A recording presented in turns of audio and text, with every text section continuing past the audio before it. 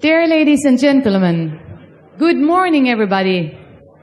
My name is 𝐂𝐂𝐓𝐎. I am from Sweden, from a local action group in the southwestern part of Sweden, working with 4 funds. I'm also the vice president of 𝐿ARD and part of the steering group of the European Rural Parliament. Since today is giving rural people a voice, the theme, I would like to start immediately in giving you a voice and letting us tell where you're really are from. But actually, I'm happy that you stopped talking right now. Anyway, I would like to know where all of you are from, and I would like to ask you to raise your hand in case you are from a mountainous area. Look, yes, we have some mountaineers here. Somebody here from a coastal area? Yes. Even maybe from an island. How about an area where inland water defines the landscape, such as lakes or rivers? Yeah. An area rich on arable land? And what about an area where forestry is one of the predominant industries? And then now all of you raise a hand who feel highly energized. Yes, this is it. Dear ladies and gentlemen, I have the pleasure to invite today's first speaker, a man with a lot of knowledge on local action groups. He used to be a president of a local action group, I heard. Also with an immense knowledge on environmental themes. Please welcome Mr. Hugo Morán Fernández, Secretary of State for the Environment from the Ministry of Ecological Transition of the Government of Spain. What a long title. Welcome on stage, Mr. Hugo Morán Fernández. So I'm really curious because I also heard that your ministry will be arranging the COP25. So I take for granted that rural citizens and local action group will play an important role there. Yes, thank you.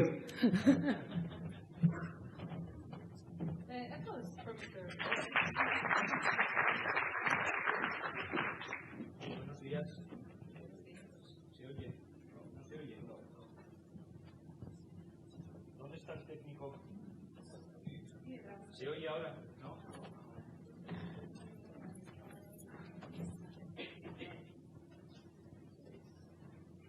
Sí, no. No, sí. Ahora sí, sí. Bueno, buenos días. Good morning. Bonjour. Buonasera. No.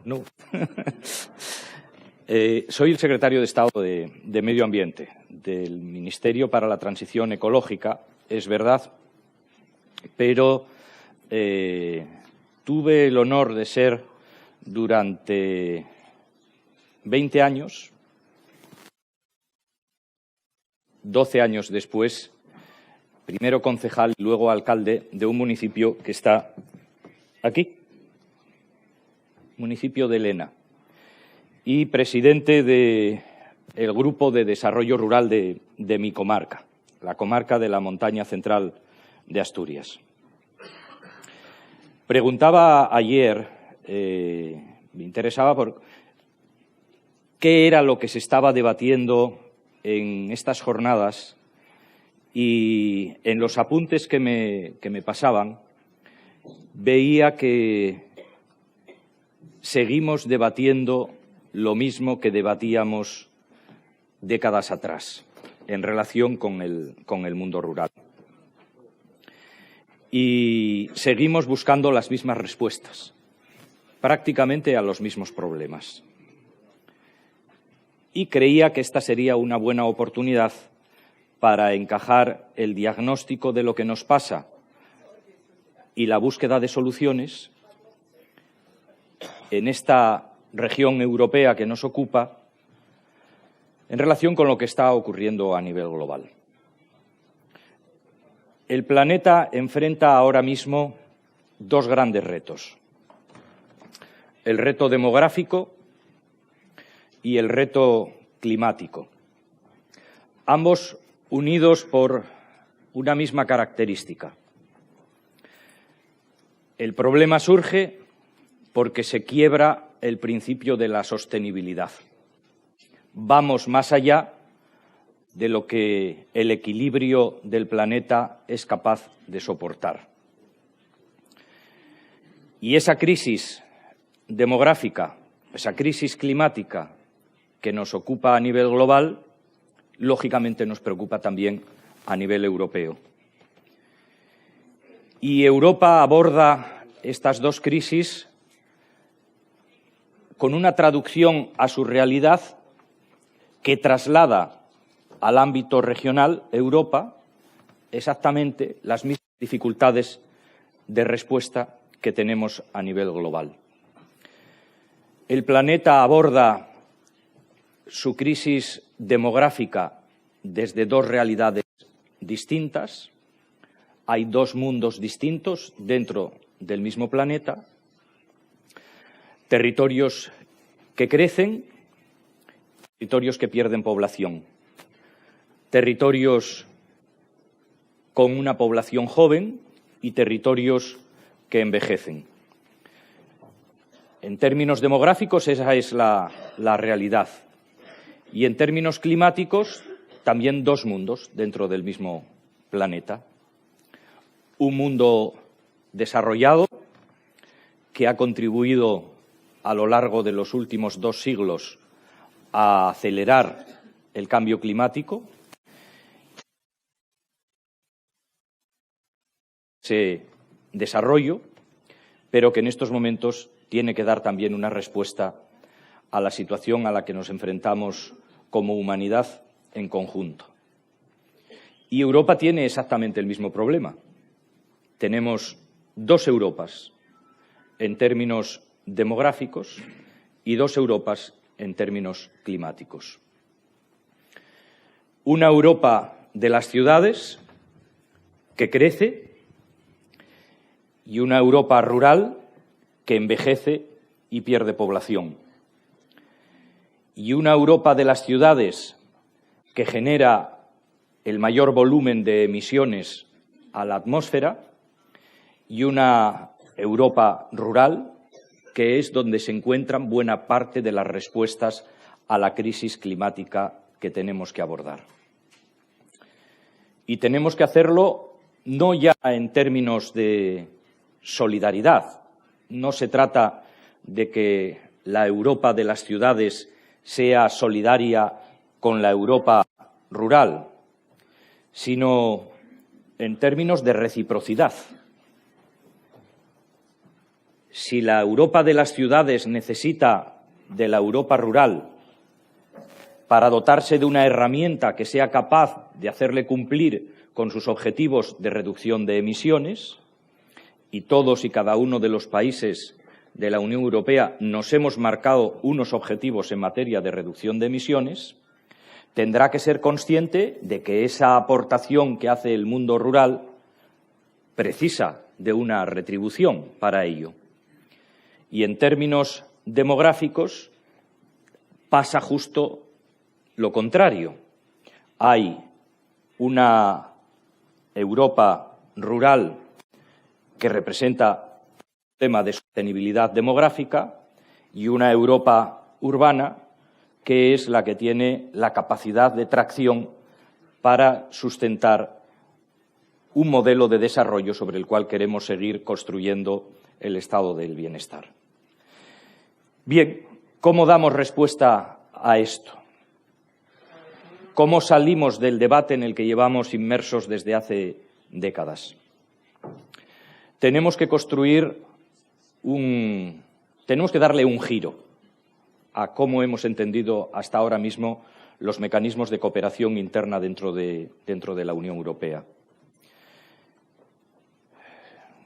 Se lleva bastante tiempo debatiendo sobre cómo hemos de evolucionar en el diseño de la PAC, de la política agrícola común, y hemos incorporado un concepto a lo largo de los últimos años, que es el de los pagos por servicios ambientales, que no acaba de traducirse en herramientas efectivas que hagan realidad esa demanda.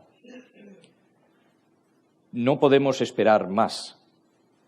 Necesitamos, con urgencia, poner en marcha mecanismos que permitan trasladar, en términos de acción de gobernanza, la capacidad que nos da el medio rural para sostener los equilibrios en términos de biodiversidad y acción del clima como herramienta sumidero de carbono.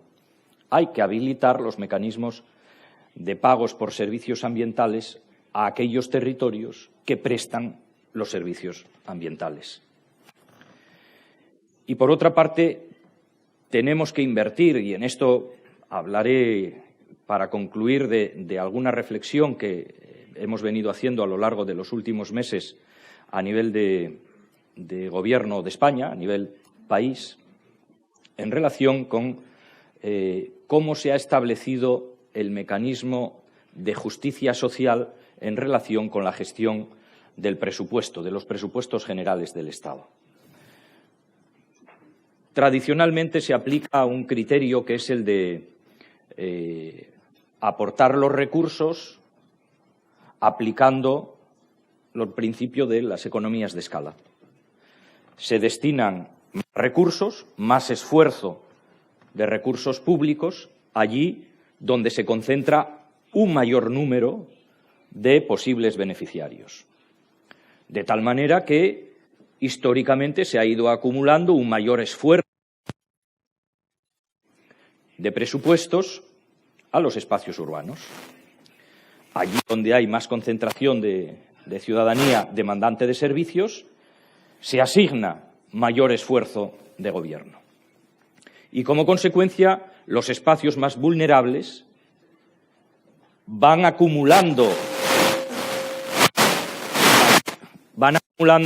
un mayor déficit de prestación de esos mismos servicios. Y pongo un ejemplo. Política de agua, saneamiento y depuración. Una materia en la cual la Comisión Europea lleva advirtiendo al conjunto de los países en la necesidad de abordar un esfuerzo para superar un problema de incumplimiento de objetivos en materia de saneamiento y depuración de agua. España tiene abierto un expediente de infracción por parte de la Comisión Europea por incumplimiento de objetivos en materia de saneamiento y depuración, que se ha hecho visible, en primer término, con los problemas de depuración de los grandes núcleos. Pero tiene detrás una gran brecha de respuesta al problema de la calidad del agua en el 80% del territorio que ocupa el mundo rural. Hace 50 años aproximadamente, el Estado abordó con los presupuestos generales del Estado la gran obra de saneamiento y depuración de la ciudad de Madrid. Esa infraestructura de depuración ahora mismo ha superado su vida útil. Hay que renovarla. La renovación del sistema de saneamiento y depuración de la ciudad de Madrid puede suponer una inversión del entorno de 1.000 millones de euros. 1.000 millones de euros para un gobierno en el cual el departamento que se encarga del agua, la Dirección General del Agua, tiene un presupuesto anual de 500 millones de euros. 500 millones de euros para toda España, para las necesidades de todo el país. Eso supondría los presupuestos de 2 años destinados exclusivamente a la ciudad de Madrid, para dar respuesta a una población del entorno de entre 2,5 millones y 3 millones de habitantes. Es decir, tendríamos que destinar los presupuestos de 2 años para resolver el problema de 2,5 millones, 3 millones de habitantes. Si en el caso de la ciudad de Madrid esa inversión se repercutiese en el conjunto de los beneficiarios, a lo largo de un periodo de retorno de 25 o 30 años, supondría que a cada uno de los habitantes beneficiados le costaría en torno de 0,03 euros al mes durante esos 25 o 30 años en su recibo del agua. Es decir, ese espacio urbano tiene capacidad suficiente para responder a sus propias necesidades sin tener que recurrir a la solidaridad del conjunto del país. Sin embargo, si tuviésemos que atender a la necesidad de un municipio, de los muchos que hay en España, de unos 500 habitantes, que no cuenta con sistema de saneamiento y depuración o que tiene que renovarlo, y tuviésemos que abordar una inversión del entorno de 20, 25, 30 millones de euros, que sería lo que supondría esa inversión, si tuviésemos que repercutírselo a los habitantes que están ahí, en aplicación del principio de recuperación de costes que marca la Directiva Marco del Agua, probablemente las personas que viven ahí, en su mayoría personas ya de edad avanzada, perceptores de pensiones de bajos recursos, sería esa la herencia que le dejarían a sus hijos, a sus nietos y más allá. Esos territorios, esos espacios y esos ciudadanos, esa ciudadanía, no tienen capacidad para poder abordar la respuesta a sus propias necesidades. ¿Cuál es la conclusión? Debemos de invertir el modelo sobre el cual hemos estado interviniendo hasta ahora mismo. La solidaridad de los presupuestos de un país deben destinarse para atender las necesidades de los territorios que no tienen capacidad para dar respuesta a sus propias demandas con sus propios recursos. Y los territorios que tienen capacidad para dar respuesta a sus propias necesidades tendrán que hacerse cargo de ellas. Y ese es el mecanismo sobre el cual deben de asentarse los principios de acción en los próximos años, tanto en el diseño de las políticas de respuesta de la Unión Europea como en el diseño de las políticas de cada uno de los países. Con eso conseguiremos dar el salto a la sostenibilidad, conseguir que haya población en el territorio que presta los servicios ambientales al conjunto de los territorios, el que acoge la biodiversidad, el que es sumidero de emisiones de carbono, el que garantiza la calidad del agua y el que aporta los alimentos, ese territorio tenemos que invertir en él porque beneficia al conjunto de la ciudadanía. Y en términos de reequilibrio territorial, ese debe de ser el modelo sobre el cual deberíamos asentar también el diseño de las políticas europeas. Creo que sobre esta reflexión se asienta la respuesta a todas y cada una de las demandas, los diagnósticos que se han estado haciendo en estos 2 días y de los cuales me venían pasando los apuntes. Las necesidades siguen siendo las mismas que hace 10, 20 años y las respuestas no pueden ser las mismas porque sabemos que hasta ahora no han dado solución a esos problemas. Debemos cambiar las respuestas para atender los mismos problemas. Agradezco el esfuerzo que han hecho todos ustedes por desplazarse a nuestro país. Espero que se hayan sentido cómodos entre nosotros. Recogeremos las conclusiones de estas jornadas, las incorporaremos, como no puede ser de otra forma, al diseño de nuestras herramientas de actuación para los tiempos que se vienen por delante y, en realidad, se convierten ustedes, sin haberlo previsto, en el primer asalto de un reto que nos hemos marcado en este país, que era el que se comentaba, y es que dentro de un mes estaremos celebrando la COP25 en Madrid, la COP que España ha acogido. Ustedes forman parte de la capacidad de respuesta fundamental a las demandas que, en términos de reto climático, se plantea el conjunto de la humanidad. Por lo tanto, agradezco sus aportaciones. Muchísimas gracias y buen día.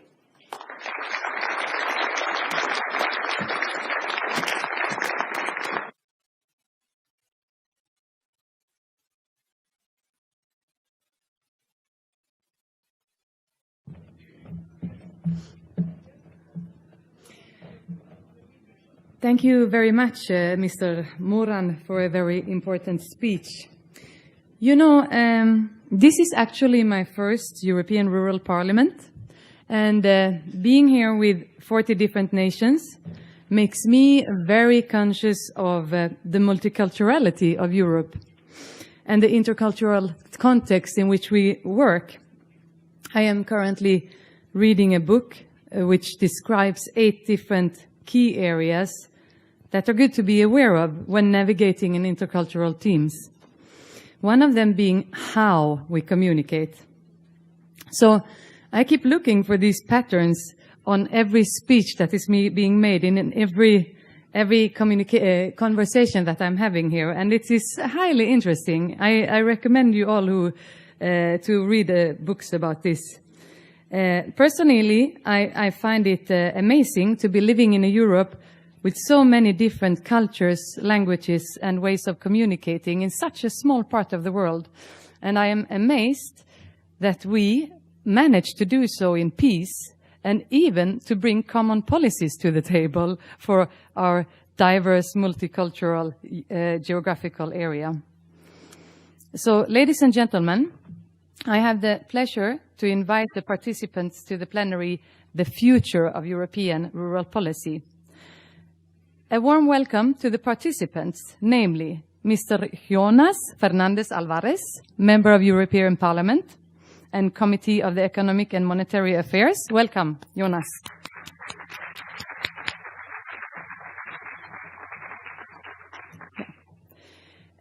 Also welcome to Mrs. Beata Adamczyk, a Policy Officer of the DG Agri. Welcome on stage.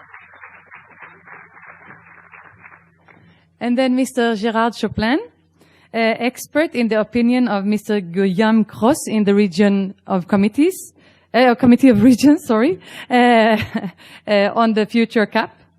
Welcome.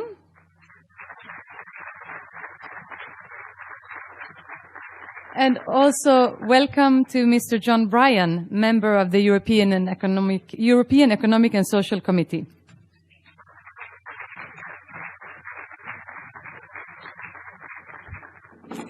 And these people will now be chaired by Mr. Hannes Lorentzen, a man with many talents and roles. For example, Hannes Lorentzen was advisor in the Committee on Agriculture and Rural Development in the Parliament between 1985 and 2019. Dear Hannes, the stage is yours, and also the panel. I hope this works. Yes, it does. Yes, what we want to do in this good hour of panel discussion is to discuss the future of the European rural policy. But we will have to start from what is good in the rural policies and what might have to be improved. We also want to look at the possibilities of how the European Rural Parliament and the EU can work together. It is an important thing that we don't separate the policy makers and those who have to live or who can use these policies. So what we have done in the past days was to gather ideas for a better rural policy within the framework of European policies. One very important thing I would like to mention is when we talk of the EU, that is European institutions, and here on the panel we have representatives, not of all institutions, but we have people who shape policies, who have influence on policies, and we believe that the European Rural Parliament gives a lot of ideas of how they could be shaped. But when we talk of the EU as a European, or of Europe as the European Rural Parliament, it is not limited to the EU. This is an open movement, and it is important that we underline that we talk of Europe as a whole, including, for instance, the Western Balkan countries, our neighbors, and that in a moment when possibly Great Britain might be leaving the EU, we will continue working with our friends in the United Kingdom. This wide view is important when we talk about working together. It's not a question of just limiting our ideas to the EU. I wanted to say that at the beginning because it is a very important aspect of the work of the European Rural Parliament.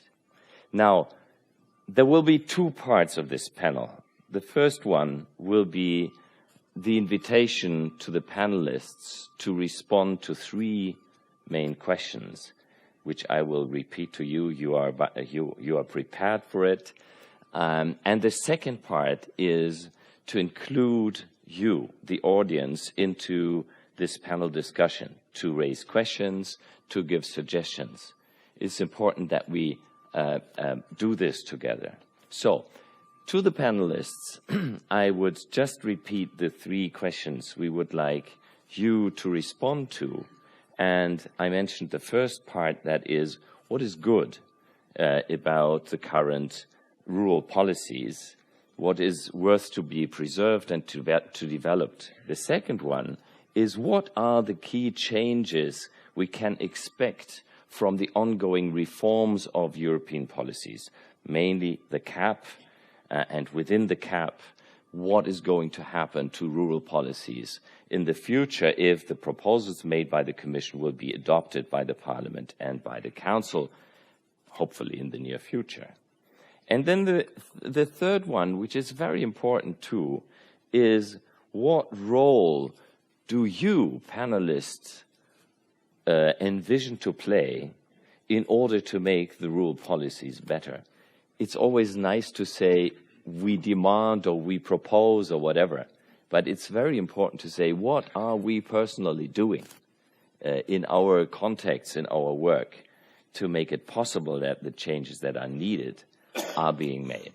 So, Beata, I would like to ask you to start, because the Commission has made the proposals for a big reform, and the European Commission will be the one to implement what Council and Parliament will decide together. So what would be your answers to these three questions? You know, we are very limited in time. I know it's a big challenge to respond to these three questions, but give it a try, and I think everybody will be able to be short. Thank you, Johannes. First of all, good morning to everyone. It's a pleasure to be here. It's a pleasure also to speak the successes of your policy. And I will be speaking from the perspective of the rural development policy, which is a part of the CAP, Common Agricultural Policy. So for me, one of the successes is the fundamental logic of this policy, which attempts to improve the overall situation in the rural areas and address the main challenges, whether they are economic, environmental, or social. The current rural development policy offers a broad range of tools which help to address these structural problems affecting rural areas. Another positive aspect of this policy is that it has a large number of projects and small beneficiaries. And for me, this is also a good point. Unlike other policy areas, our beneficiaries are very often small communities, very often individual citizens, such as small farmers. In this way, the policy can bring tangible results to citizens, and also what we call it allows to bring Europe closer to this individual citizen. And this is reflected in the achievements of the policy. A few months ago, we have received at the Commission annual implementation reports prepared by the Member States, and the figures speak for themselves. We have 500,000 beneficiaries which receive support for small investment in the current period. Over 300,000 farmers receive support to restructure, to modernize their holdings. Almost 200,000 young farmers receive startup aid to initiate their activities. At the same time, we also invest in larger infrastructure such as broadband, or promote knowledge exchange through various networks, and the results of this knowledge exchange and innovation projects are then disseminated through various networks. Another success of the policy is its environmental and climate dimension. Actually, rural development and common agriculture policy as a whole is a main funding tool in rural areas. It is the only policy, rural development policy, where there is a ring fencing in terms of budget, which means that 30%, at least 30% of budget which each member state receives, must be dedicated to action promoting environment and climate. And from this annual implementation report, we have learned with pleasure that actually a high number of member states exceed this 30% threshold by large. Another point would be, point of success would be approaches which actually stimulate this bottom-up approach. I don't have to explain to this audience what LEADER is, you know it very well. We are also a LEADER which started with the rural development policy, which was later expanded to other European investment and structural funds. We still are the only policy which also dedicates 5% of the overall member state budget to activities which are implemented by local communities, local action groups, and so on. We have also started in this programming period another initiative called Smart Villages. It's probably a bit premature to call it a success in this stage because there is a lot of reflection going on, but potentially we see it as a success which will be and should be continued in the future. So what will change and what will not change in the future? The CAP and rural development policy as a whole will continue to address the structural problem affecting rural areas, which have been identified by in different documents and by different forums. However, there will be a change of focus, if I may say so. There will be a stronger focus on the environmental and climate actions, on innovation and knowledge, and also of generational gap and stimulating growth and jobs. And all that will be, the objective of all this is to stimulate sustainable growth of rural areas, which will be delivered through 9 specific objectives and further reinforced by a cross-cutting objective of modernization, digitalization, and knowledge sharing, because it is considered that they can actually help to address many of the problems which exist in the rural areas. What will continue? We will continue, of course, these bottom-up approaches like LEADER and smart villages. Member states will be invited actually to come up with a strategy for smart village development.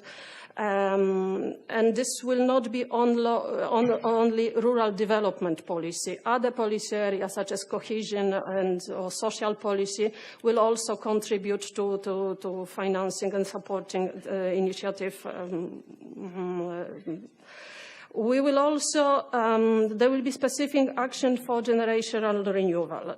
In the first pillar of the CAP, there will be 2% ring fencing for direct payments, especially dedicated to young farmers. In the second pillar, we are increasing the amount of startup aid given to young farmers from 70,000 euro to 100,000 euro in the future. We will also be encouraging actions and supporting which offer broader benefits to society. So in this way, enhance economic potential of rural areas and farming and farmers. I think of actions supporting, for instance, local products, organic products, this which bring benefits to society and to consumers, which which ask for support of such issues. I know that you will explain how the new policy will work, so I will not repeat what Mr. Dumitru said yesterday, but I would like just to emphasize the greater flexibility which will be given to member states to plan this support, to come up with intervention strategy. And by that I mean there will be relatively few rules at the EU level how the strategies should be defined. We will not be focusing that much on legality, meaning that support is given to projects as long as they comply with the rules. We will be reimbursing and supporting the effect, the outcome, the outputs which this project and policy will be bringing. Finally, the money. Okay, it's quite difficult to speak what kind of support will be given because the MFF negotiations are still ongoing. And we don't really know when the member states will agree what kind of money will be available for the rural development policy. I can say what the Commission has proposed last year. It's the overall rural development budget only. I'm not speaking about cohesion. It's 78.8 billion euro. Out of that, we still, Commission proposes that 30% at least is to be spent on climate and environmental objective, 5% for LEADER. It will be also possible to transfer 15% of direct payment allocation in each member state to rural development, additional 15% from the first pillar to the second pillar for climate and environment-related actions, additional 2% from the first pillar to the rural development policy for actions for the young farmers. And there is also 10 billion euro from Horizon 2020 program, which will be reserved for research in the area of agriculture and rural development. Have I exceeded my time? You are close to it, but the last question is not yet answered. Yes, so that's, I'm almost there.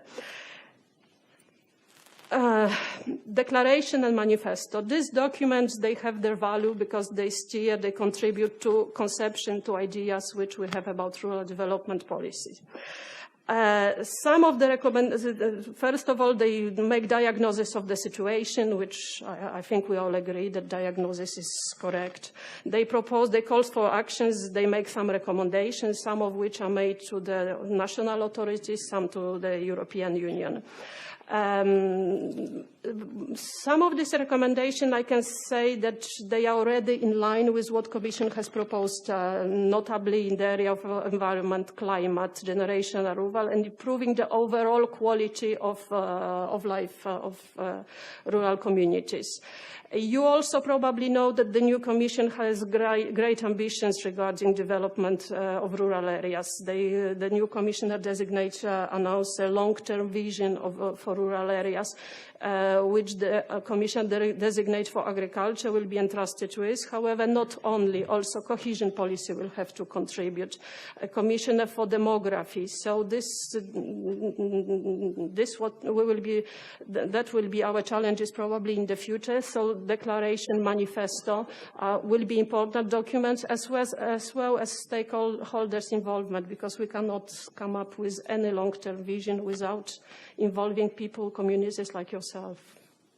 Thank you. So may I interpret your last response that you would make sure in your position that stakeholders like the European Rural Parliament has a voice in that process of defining? My commitments, the first one is actually to see the proposal going through. We are at the moment in negotiation with the member states, with the parliament. They are not easy. There are a lot of concern. There is also a delay in adopting this proposal. So we are also in the process of adopting transitional regulation in between the current programming period and the future programming period. So that would be my commitment number one.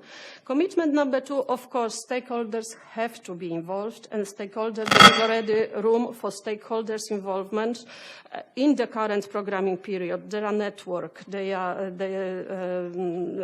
are ways of listening to stakeholders. Also, in the Commission proposal for the future, there is obligation to consult stakeholders for the member states in the design of the CAP strategic plan, that actually member states have to report to us when they submit their proposals, how and whom they have involved, how and what has been or has not been taken into account. And the Commission, the member state in this respect will be accountable to the Commission, so they have to do that. I'm not saying this is all, because we are listening to you, we try to participate in the event, we give feedback when we go back to Brussels, what people want and how we can best address. So there is a lot of goodwill, I would say.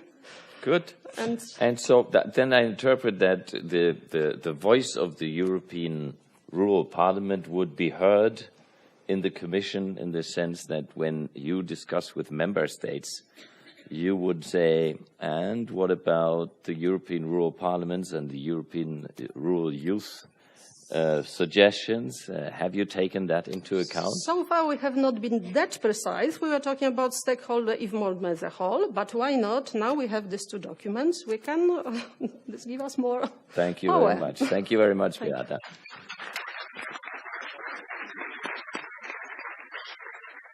I would like to do the same procedure. Perhaps now, as the European Parliament will be asked to take that decision, as Beata said, not too late in time. So, Jonas Fernandez Alvarez, you are a member of the European Parliament. You are in the Committee on Economic and Monetary Affairs.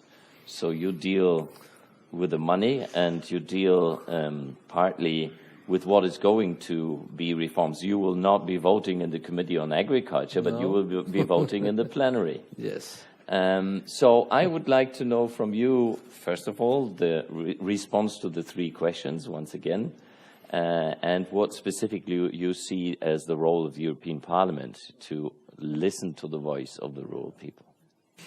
Okay. Now, first, good morning. Welcome to everyone to my constituency, and thank you very much to the organization for inviting me to participate in this panel. I would like to say first that I am a member of the Committee on Economic and Monetary Affairs, so I am not involved in the debate of the future of the CAP, and I am here because I was born in Asturias, and Asturias is my constituency.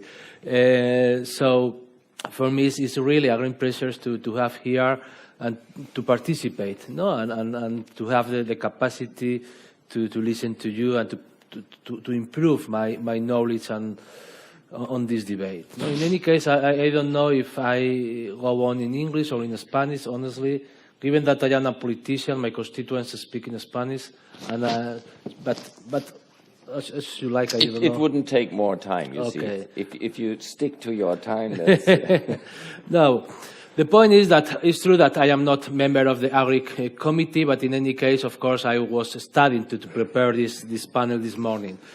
And what my colleagues from the Agri Committee says is that first, the initial proposal of the Commission is not completely fine for us. And maybe the most important reason is that there is not enough money in the project, yeah?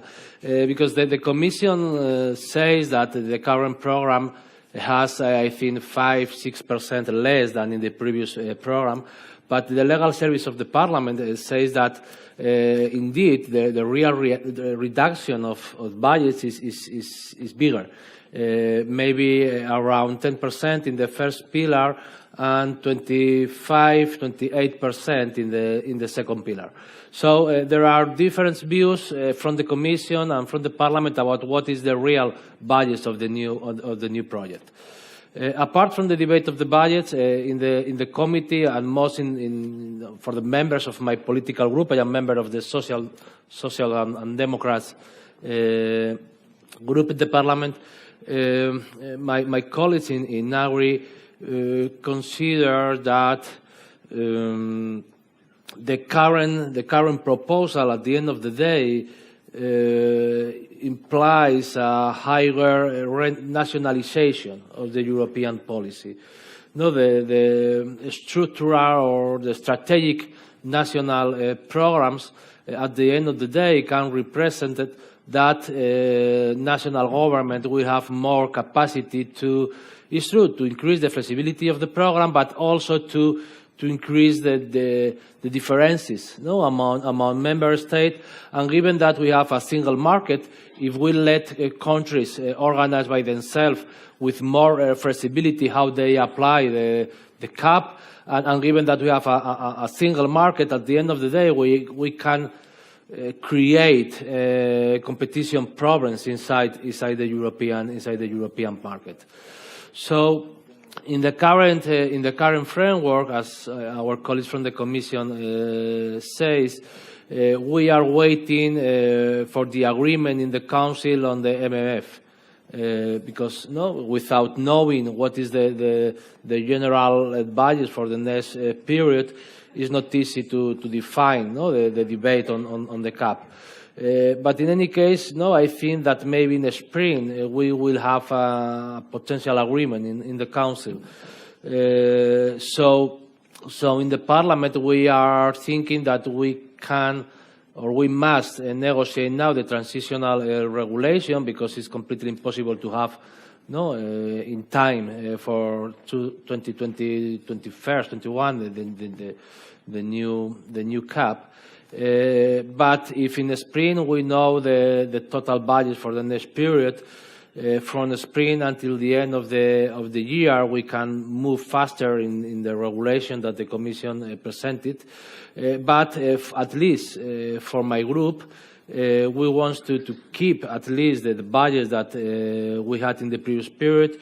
We are not in favor to increase the flexibility, because at the end of the day, the flexibility can increase the arbitrage inside the single market.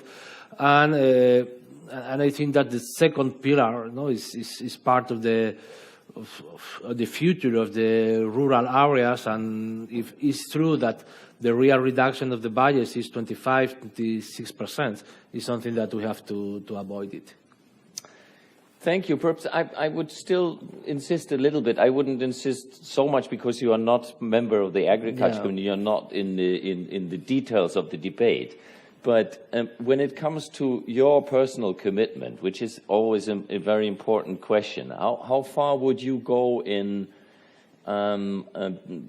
trying to influence what is the final vote of the European plenary, with view to the integration of the different policies? The Agri always you may say that's not true, but the DG Agri always has looked at agriculture and rural more from a sectoral view. Yes. And rural development was a new thing that came in rather late in the CAP, right? Yeah. Now we have a possibility in rural areas to tap into different funds of the structural funds.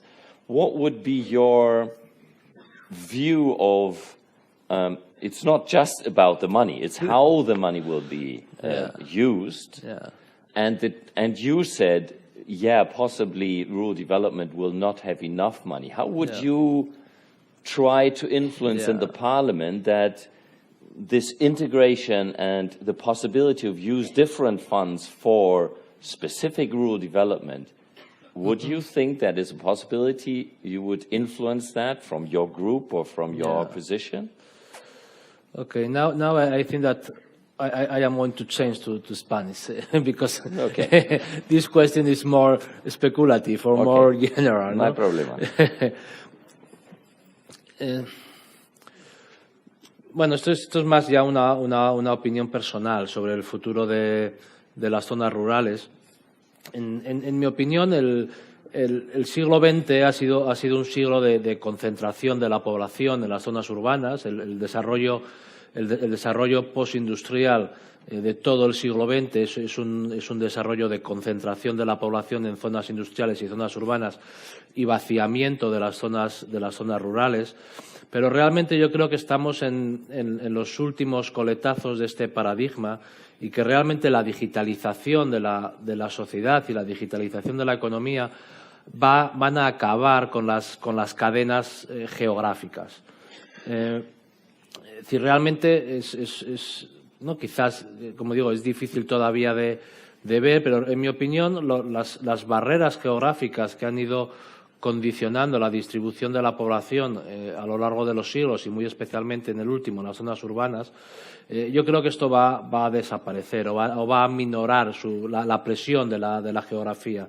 No, la capacidad de prestar servicios a través de medios digitales y, a su vez, los problemas de congestión de las grandes ciudades, realmente yo creo que abren un espacio de esperanza para el futuro de las zonas rurales, donde, en mi opinión, la demografía, la población se va a distribuir más de un modo reticular que en el actual modelo, ¿no?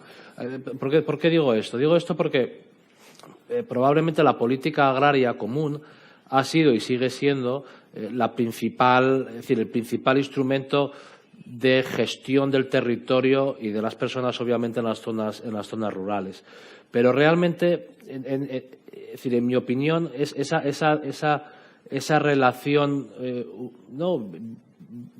relación directa entre el mundo rural y las actividades agrícolas, ganaderas, pesqueras, es una relación que se va a ir perdiendo, que se está perdiendo ya, y que la propia PAC, ¿no?, a través del segundo pilar, la división entre el primer pilar y segundo pilar, representa claramente ese desacoplamiento.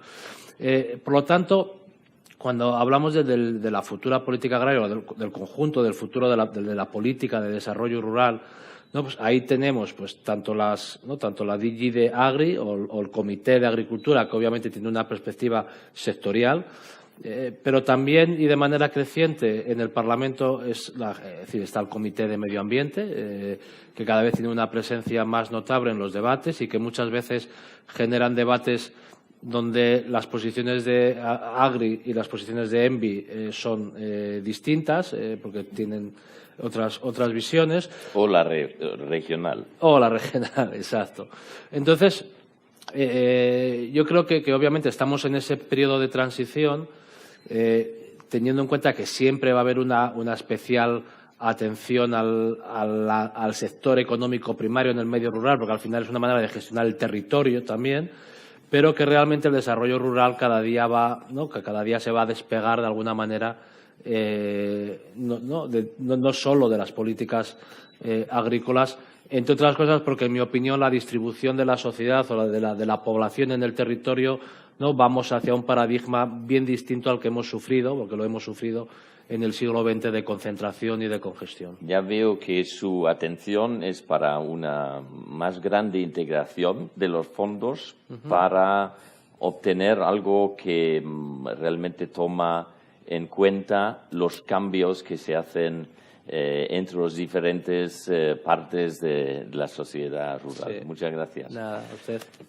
John, I would like to lead you again into the three main questions, which are very important. Starting, from what is good, then what is going to change, and then what would be your commitment. You are also into economic and social affairs, but on a different level. It's not the European Parliament, but you give advice to the other institutions. So what would be your ideas about these three main questions? So good morning, everyone, ladies and gentlemen. And for 1 second, I'll introduce myself. My name is John Bryan. I'm a pasture farmer from Southern Ireland. I live in a very rural area. The nearest house to me is a half a mile, 3/4 of a kilometre away.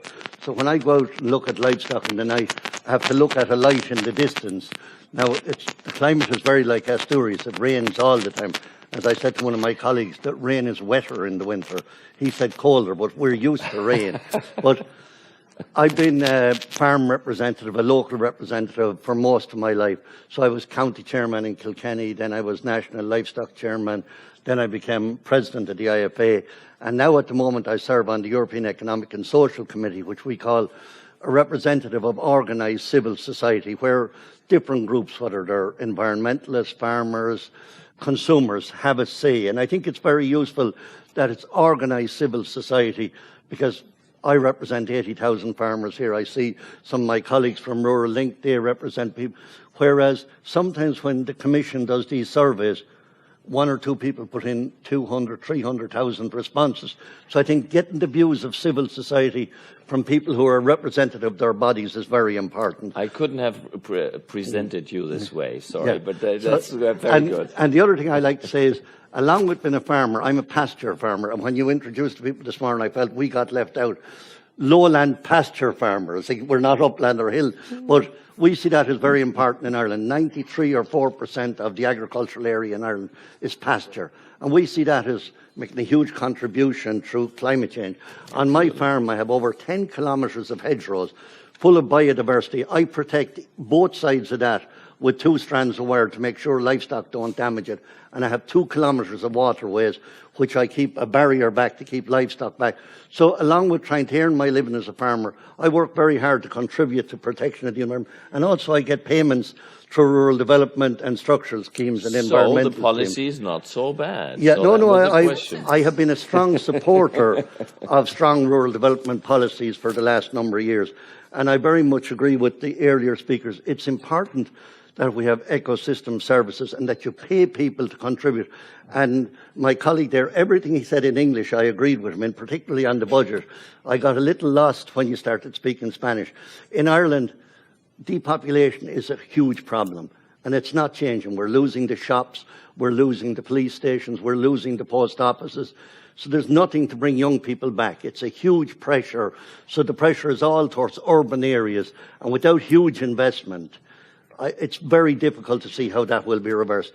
And I see agriculture, that's why I'm a very strong supporter of both Pillar 1 and Pillar 2 payments. I think maintaining farmers, and I agree with a comment made yesterday morning by the representative, farmers can be the boots on the ground to protect the environment.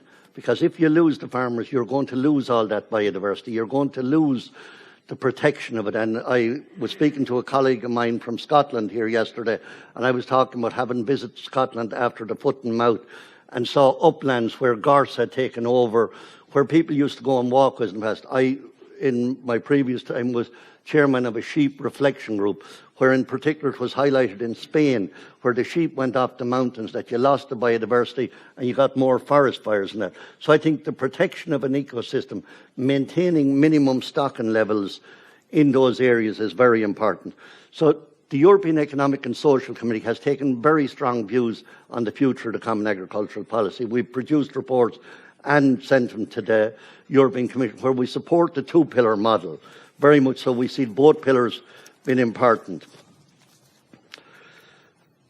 So I'm getting on to my prepared speech at this stage. Maintaining the current 2-pillar cap structure with strong direct payments in Pillar 1 to support farm incomes and rural development measures, in Pillar 2 to support vulnerable sectors and region and infrastructure and foster transition to more sustainable farms is essential. Maintaining an appropriate financial envelope for the CAP is a precondition of sustainable economic, environmental and social of the EU farming. A strong CAP budget is needed, and this is where I totally agree with my colleague. I think it's so important that we have that budget, and I agree with everything you said. If you have substantial cuts in Pillar 2, wealthy member states will top it up with strong cuts, and we won't have a common policy. So I absolutely agree with you that I think it's essential that we defend this budget because it's important. And the European Economic Committee has come out with strong recommendations for an MFF of 1.3% of GNI, which would be inappropriate, because the last thing we want is people fighting, should you have more in Pillar 2 or more in Pillar 1? We need an adequate budget. I speak at conferences, so people are saying we should take money out of the cap for IT, we should take money out of the cap for cultural heritage. The Common Agricultural Policy contributes to all these through smart farming and precision farming, that contributes to IT, through protection of archaeological sites and heritage and culture, it contributes. So the idea of taking money out of it to move to other areas, I don't think is good. I think it's important that the leaders in Europe make a decision. We already mentioned Brexit here. We have a member state leaving. Without a proper budget, you have populism rising in areas, and unfortunately in rural areas, because lower incomes and the pressure that's there. So I think the leaders in Europe have a duty to come together and come up with a strong MFF and come up with it fast, if at all possible. John, you are already in question 2, right? The key changes, right? You are now in the key changes. Well, the key changes, certainly I support the new model where the 9 strategic objectives with targets and the move away from, we'll say, setting objectives and the idea of compliance. Now, measurable delivery is probably, it's easy to measure hedgerows, it's easy to measure water course, probably easy to measure water quality, probably greenhouse gas emissions, the sequestration in soil, a little more complicated to measure. And again, my colleague from Scotland, we were having that debate. I have a colleague from Austria who says there's excellent work there to show that well-managed pasture land in temperate climate has as much sequestration as well-managed forestry. So there's huge opportunities there. While I don't believe agriculture is the answer to all our problems, as the first speaker this morning said, I believe we can make a substantial contribution to it, and a contribution disproportionate to the number of people living in rural areas. But it is important. So I believe in the strategic plans. I also believe in subsidiarity, where the member states will decide what's important, because it makes no sense to have the same plan in Finland, the middle of Spain and Ireland. Desertification is a problem in Spain. So a strategic plan in Spain has to look at water management, maybe maintaining stock in uplands to stop these forest fires. And in Ireland, protection of biodiversity. Our greenhouse gas emissions are rising with nitrates and water. So we have to deal with those issues. Finland, it's a totally different climate. So I think the strategic plans offer an opportunity for member states to deliver more, and hopefully with less bureaucracy. Because if there's one thing that annoys everyone, and again, I'm coming back to Brexit, one of the strong things that MEPs, Brexit and others use, all this bureaucracy from Europe, and they'd be the same people who'd criticise Europe for not auditing a euro spend. So you can't please some people. But the reality is, for the people on the ground, simplification is quite important, and some reduction in the bureaucratic nightmare that's there. Because the last opinion I worked on was generational renewal in agriculture, and travelling around every member state. I was in Poland lately, Belgium, where I'm most of the time in Brussels. Young farmers, it puts them off. The 2 things that put off young farmers at the moment is the level of bureaucracy, and unfortunately, that farming is no longer perceived as a nice way of life.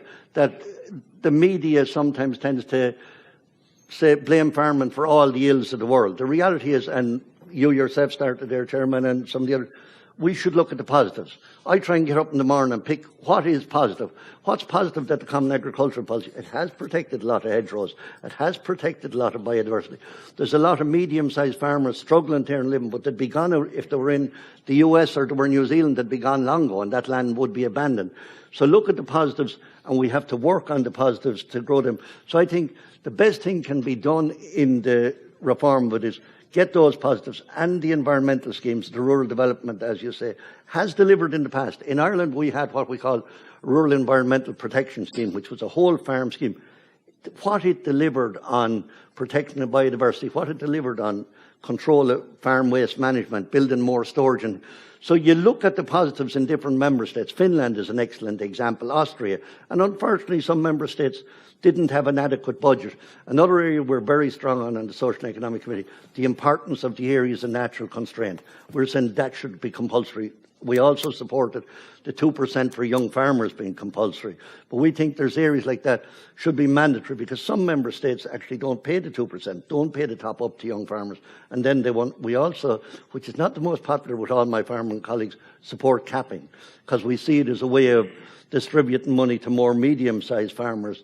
And sometimes it is hard to defend some of the huge payments. And when I'm talking about huge payments, I'm not talking about 60 or 70,000 euros. So John, a greater balance. John, in spite of being ill, you have an energy. Yes. And the third question, what will you do, is answered, right? No, you will do I will everything. do what I always do. Yeah. I every day defend the positives in farming. I was in Vilnius there a couple of weeks ago, and the German Minister for Agriculture there, where I did point out to her I expected a wealthy country to put their hand in their pocket for Europe. I was at the Peace Bread Conference. The contribution that the Common Agricultural Policy has made to peace in Europe and unity, we should never underestimate, and I'm a proud European. So I take great pride in doing what I do and being a representative of the rural country. So I will continue to advocate and stand up for what I believe is the best. Thank you very much, John.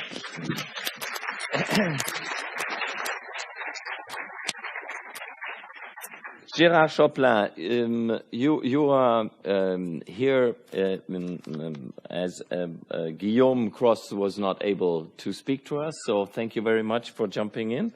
The Committee of the Region is another institution besides the Economic and Social Committee, giving advice and suggestions to the other European institutions, and you have been advising Mr. Cross in writing a report to comment on the proposal of the Commission concerning the CAP. Now, the three questions are also three questions to you. Okay, thank you, Hannes. Good morning, everybody. Just I remind you what is the European Committee of the Regions. It's composed by people elected at the regional level. For example, there are representatives from the region Asturias, but also people elected on the municipality level, so both. So the bad news is that 𝐂𝐂𝐓𝐻, who is vice president of the region Occitanie in France, and is rapporteur for the next CAP at the Committee of the Regions, so at the end, could not come, so he asked me to replace him. And the good news is that our committee has adopted his recommendations last December, and I think some recommendations to the ministers and to the parliament are quite strong. So I have not the time to go in the details, but to answer the first question, I would say that in general we welcome all the measures in rural development policy which facilitate the social and ecological transition, not just of agriculture, but also in general of the territory. And for example, inside the rural development policy, you have funds for to promote short supply chains, to support local and organic catering. It's not always used, but it exists. And naturally, the support of quality labels, of mountain farming. Naturally, we support a lot the LEADER program. We have seen the last 2 days how they are really positive for rural development. Naturally, we support the support for young farmers. And also very important for less favored areas, it's the compensatory allowance for natural handicaps. And we don't understand why it's in the next CAP proposal, why it's not mandatory for the member states where this measures is relevant. So, and naturally we are proposing in our recommendation a lot of things because we don't especially agree with the present proposal, and we would add positively, we would add some measures like, for example, the promotion of training for new modes of production, especially agroforestry, agroecology. That should be really focused also as measure for young people becoming farmers. And but we disagree. The committee disagree, and there is a line for this in our opinion. We disagree with using public money of the second pillar of the rural development policy for so-called farmers' income insurance, because it could be very expensive, as we have seen in the United States, and it would never replace the regulation of the market we need in the first pillar, and it is a demand of the Committee of the Regions. And if farmers continue to sell their products very often or too often under their production costs, and wait for subsidies to survive, we will never stop the depopulation, the rural depopulation. This is the motor we have to tackle first. And naturally, as also it was said, we opposed strongly, the committee opposed strongly the reduction of 28% of the fund for the next, in the next budget time. We have seen yesterday or the day before that rural areas are 90% of the territory. Rural population is more than 50% of the population, but rural areas are receiving only 22% of all structural funds. Only 22% of structural funds. And worse, the committee is opposed also to the possibility of member states, and it's in the next proposal, and it is also in the present cap, and it is the next proposal, that member state could transfer funds from the rural development, from the second pillar, to the first one. So it would be worse. And, but we don't oppose, we agree with the transfer from first pillar to the second pillar, to strengthen the rural development.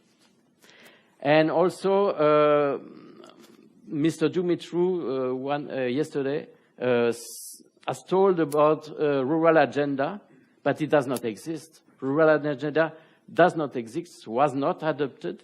There is a European agenda, that's good. But the European Committee of the Region asked for the adoption of a rural agenda. It means that all European policy should look for cohesion or rural territory in all European policy. And we asked really for an adoption of a rural agenda. And yeah. Third question? Yeah, the third question will be very concrete. What 𝐂𝐂𝐓𝐻 will do in the next weeks, in the next days, also with the result of this beautiful gathering. So we have next Tuesday, in 2 days, we have in the Committee of the Region a meeting with MEPs to discuss with them about the specific needs of rural areas. It's the issue of the conference. So we will come also with inspiration of Candace. And of 24th of November, it is in France, and 𝐂𝐂𝐓𝐻 is coming from France. You may know that in France there was a French rural parliament just now, it was just created. And there is a first meeting of Europe Committee of this new French rural parliament on the 24th of November in the region Occitanie. So 𝐂𝐂𝐓𝐻 will bring also news from Asturias there. On December 4, the Agriculture Committee of the European Parliament will listen. There is an hearing on the CAP, on next CAP, and we'll listen to the opinion of the Committee of the Regions. So we will put there our strong demand. And also there will be on the December 10, the occasion, the 𝐑𝐔𝐑𝐋 as the annual Outlook conference. So we will probably intervene there. So it's very concrete, but and naturally we are following very precisely the process of negotiation between the Council and the Parliament, and we will do our best to influence the result of the negotiation in favor of rural areas. Thank you. Thank you very much. Yeah. You see, I mean, I've been in the European Parliament for a long time, and these two committees haven't been looked at, you know, from the Parliament point of view as the key factors, but they are very active. They have a very concrete agenda. And it's important that the European Rural Parliament has contacts to these committees. They are there. We have started the first European Rural Parliament in the Economic and Social Committee. We were welcomed there. So the formal civil society and the Committee of the Regions are institutions that really are a good help into those institutions considering themselves as the key players, which is the Council, the Parliament and the Commission. The floor is open now for questions. I think you all have this declaration of the European Rural Youth, which I don't know how you worked it out, but it was on all the seats in the room. And we have very concrete proposals and demands here. They start very concretely with we want, we ask to, we call for. And perhaps that is a good starting point for opening the debate to everybody of you. And I'm curious to hear your questions, your suggestions. We have, yes, please. Oh, we should, okay. Yes, I heard your time is limited. Yes. Would you like to give us, do you have to leave immediately? 5 minutes. 5 minutes? Yes. So, okay, is there a concrete question to, yes, please. Nicola. Short. Yeah, but who are you that everybody knows?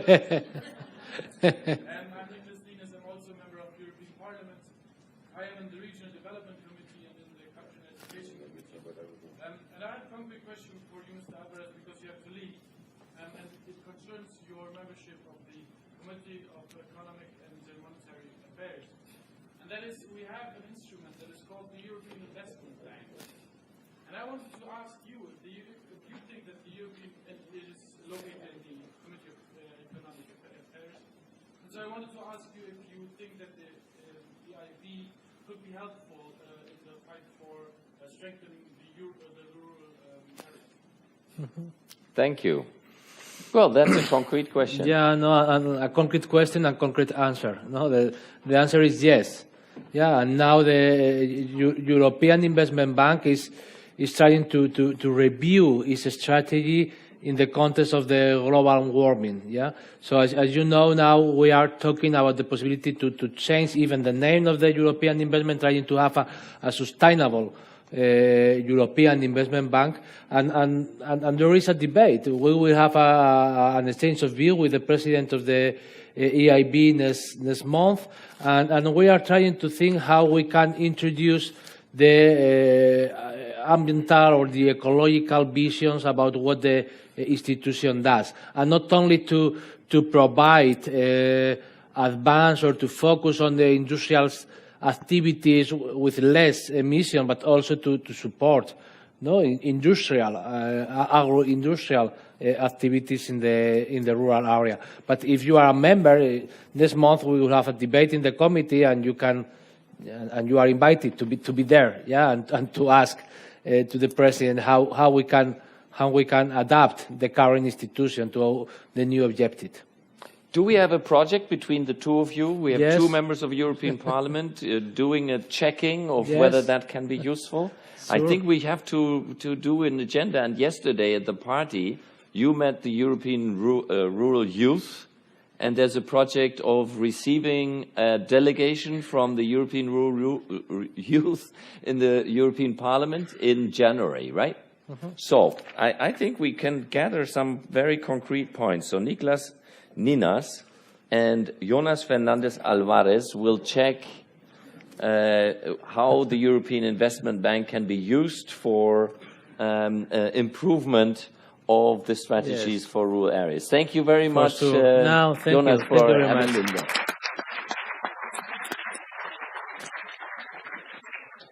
So, are there more questions or proposals from the floor? Yes, please. Short introduction who you are, and then your question or your recommendation. Hello, thank you so much. My name is Blanca Casares. I'm working as a freelancer independent consultant for evaluation of the Common Agricultural Policy for different organizations. And I will also follow the same structure that you have on the positive and negative, and also some suggestions. For me, for all of us, rural policy is under the Common Agricultural Policy. yes, the CAP is really fundamental because the relevance of the budget is, remember that is the 40% of the budget of the European Union, and also for the mission is representing the territory, the rural territory that is more than 80% of Europe. Has a clear mission, is to maintain sustainable the sector, the food production, the management of natural resources, and the territory. And here is the rural strength socio-economical base in rural areas. Then there are three main objectives, and one of these is clearly rural. But rural policy needs to fight to have the right space within the common agricultural policy. Until now, is one of the main objectives is maintaining the income of who. And yes, it's the main tool for manage the territory and impact the territory, but are we having the right impact to the territory, to the landscape? For me, it's not working well. We are not measuring the impact of the results of the direct payments. We have the evaluation at the member state level and regional level of rural development, the Pillar 2, but not the impact of direct payments that are maintained for decades. The capped payments, like both of them are supporting mainly intensive production, and we have capped payments like, for example, tobacco. Also, some agri-environmental measures are supporting modernization, it means investment, has irrigation. And there is no coherence with other regulations like water demarcations, habitat directive, or phytosanitary directives. Then what to do? Demand. We need to demand public money to public goods, and to really demand how to use this 40% of our budget in Europe to support ecosystem services, as you mentioned, and has also Hugo before. At member state level, the CAP until now and the future strategic plans are decided mainly for the agricultural ministry, and other ministries like ecological transition in our case, or other ministries are just one partner more in the participatory approach of the governance, but it's decided just for one ministry. The member state needs to use for planning, for tackle other problems like the population. They need to use the opportunity to transfer the budget from Pillar 1 finally to the Pillar 2, and have this real strategic plan. And the Commission needs to into consideration the amendments for the COMENVI and COMAGRI, and listen to the plenary of the Parliament, the Committee of the Regions, and also the reports from the Court of Auditors that are made regularly. And all of us in Europe, in the different countries, we are working as a coalition for other PAC. For example, in Spain we have Por Otra PAC, and it's like 37 organizations working in Spain, trying to influence the development of the new CAP. Thank you. Thank you very much. That is a call for better integration, cohesion of the different policies. Are there more questions? Are there more? Yes, please. Yes. And then you. Yes. Is that Hartmut? Yes. Hi, my name is Kohar. I am from Armenia. Organization Women for Development. It's a local NGO, and we are very interested for investing rural experience of leader in our country, and we are very, very new in this sphere. And what you are thinking about non-EU countries for investing this approach in non-EU countries, because as an organization, we are interested in having some technical support, to having the local national manifesto, what you are doing about it for non-EU countries. Thank you. Okay. You all keep those questions for you. And then the last word from Hartmut. Yes. Thank you very much. Hartmut Bernd from the German Media Association and a member of the 𝐂𝐋𝐀𝐋 Council. First of all, thank you for your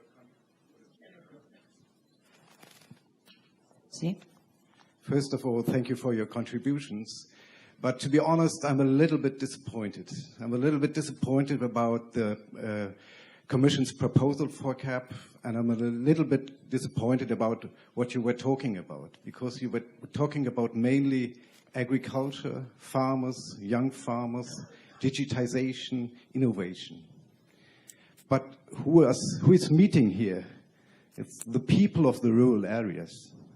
Not to be misunderstood, I think farmers are very important in rural areas, and farmers need support, no doubt.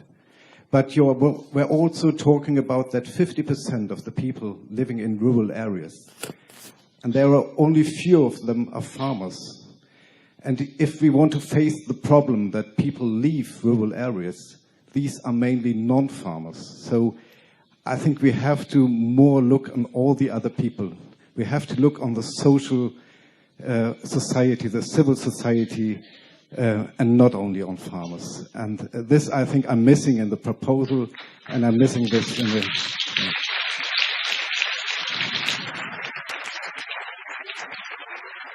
And I think this is important also for the farmers, finally. It wouldn't be nice if they would be the only one to remain in our rural areas.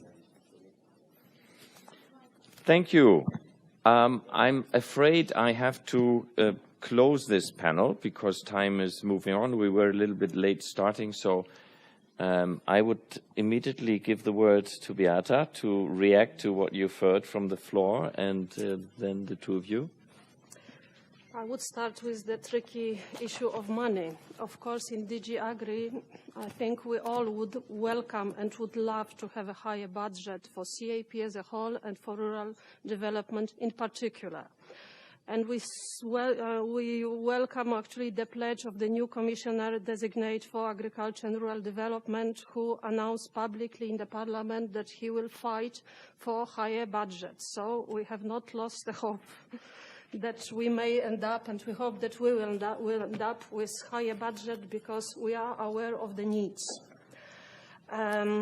About the issue of transfers, there are some people, they love transfer from the first pillar to the second pillar. There are those who see the things in another way. So the proposal actually covers both these views. However, if I look from a rural development perspective, there are more possibility in the new proposal to transfer money from the first pillar to the second pillar than in the current programming period.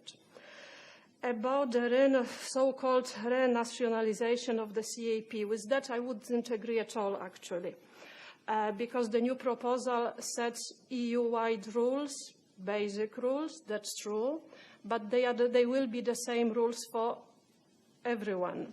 In the current programming period, the Commission set up a high-level group of simplification. They were mainly national experts involved in the implementation of European investments in structural funds, thus also Rural Development Fund, parliamentarians and so on. That was the main recommendation, that we should give more flexibility to the member states to reduce bureaucracy, and also because this one-fit-all approach doesn't work. And it's also sometimes, so very often, it's very difficult to implement this one-fit-all approach. And what I would like to emphasize is that rural development policy is a part of common agricultural policy.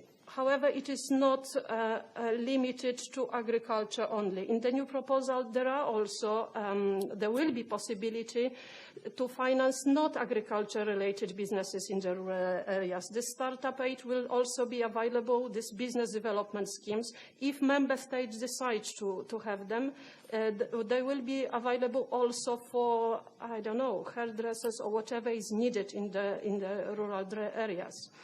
The overall objective is to improve the quality of rural areas, the quality of life for all the people who live in rural areas, be they agriculture farmers or other people living in the rural areas. So I would also argue about this aspect of the policy, nowadays and in the future even more. And my last point would be that rural development policy is just one element of the policy. There are other funds which are active in rural areas now and which also be active in the future. So one of our objectives would be also to ensure synergies and complementarities between these funds. In the future, Rural Development Fund will not be a part of this common framework for the other share management funds. It is even one more reason to ensure that when preparing strategic plans by the member states, and for us, the Commission, when assessing them, to ensure that whatever funds we have, and there will be less money, let's face it, that they are used in the most optimal way. Thank you very much. I hear this as a commitment in working in that direction. We are unfortunately very short of time. I have several signals that we should conclude, so I would ask the both of you to be very short so that we can conclude quickly. Thank you very much. Sorry? Yeah. Good. Thank you. Yes, please. I'll be quite brief. Sorry. The first thing is the budget. If you haven't a budget, you can't operate a policy. And unfortunately, there's an expectation that the Common Agricultural Policy budget can cover far more. Some things that national government should be doing, some things that cohesion fund. And unfortunately, it's not 40%. The Oettinger proposal is for 28% of 1.1% to GNI. Angela Merkel and 5 other of the 6 wealthiest member states are suggesting 1% of GNI. So it would no longer be the cuts we were talking about earlier, it would be substantially more. So if we want and DG Agri and DG Environment have actually come together to say they want the Common Agricultural Policy to do a lot more on climate change, to do a lot more on the Sustainable Development Goals, to do a lot more. So if you want people to do a lot more, I say it over, there's no such thing as a free meal. So I don't disagree with my colleague from Germany. We would like to, but if you're going to come into the country and plant maybe 10 kilometres of hedgerows and carry the up cost, the reality is there's a cost in doing these things. So if we want farmers to do them, and it's clearly the statistics are there to show the incomes on farms are 40% of the EU average. So lads, let's be realistic here. With 28% of 1% of GNI, we're not going to solve all the problems. So I think we have to work very hard. And the last thing I'll say, Chairman, is, and my colleague mentioned it today and yesterday, a transition is so important. In the last Common Agricultural Policy, we lost a lot of the good rural development plans, whether it was LEADER or whether it was REPS. But it's so important that we have a proper transition for 21 and 22 to protect all the good that the Common Agricultural Policy is doing. Thank you. Thank you, John. And Gérard, I think the time is over. Would you agree just to say a word? Yeah. So I wanted to answer the question of investment, because we have a proposal for investments from the Committee Region, because very often, as you said, the investments in the rural development policy are not always sustainable, often greenwashing. For example, with big biogas installation, the committee recommend to limit at 10% of the rural development funds the investment. Okay, just to finish, I've looked at the youth declaration. I've looked at the project of declaration of conduct for this gathering, and my message shortly is: don't be shy. You have the majority of the population in Europe, or rural people, and you have 90% of the territory. So you can be much powerful if you all together you move, and not just against urban, but also with urban. And I would say climate change is radical. Biodiversity loss is radical. Farmer suicides are radical. So don't hesitate to battle for radical change. The radicality of today is the law of tomorrow. And as Bertolt Brecht said, is famous, but I'll repeat it. If you battle, you may lose. If you don't, you have already lost. So be active and don't be shy. I think the declaration is a bit too shy. Okay, thank you very much. Thank you. And apologies for being a bit late. Sorry. Thank you. Thank you very much. We have prepared the coffee break in Ortiz factory. Okay, good afternoon, all the fellow Europeans. Okay, good afternoon, all the fellow Europeans. By telling you that unfortunately post-coffee break session, by telling you that unfortunately today Ms. Cristina, she's sending her warm greetings and couldn't join us that's Sustainable Development Goals, but she's sending her warm greetings and become closer. That's Sustainable Development Goals Parliament and UN agenda just to wake you up closer also to European Rural Parliament on the key results. Just to wake you up to this European Rural Parliament. That is very much our message on the key rural citizens' message to European Rural Parliament. What is our message? I would like to come back to rural citizens' message to some European figures that we have institutions. Even though I would like to come back actually live in European rural areas.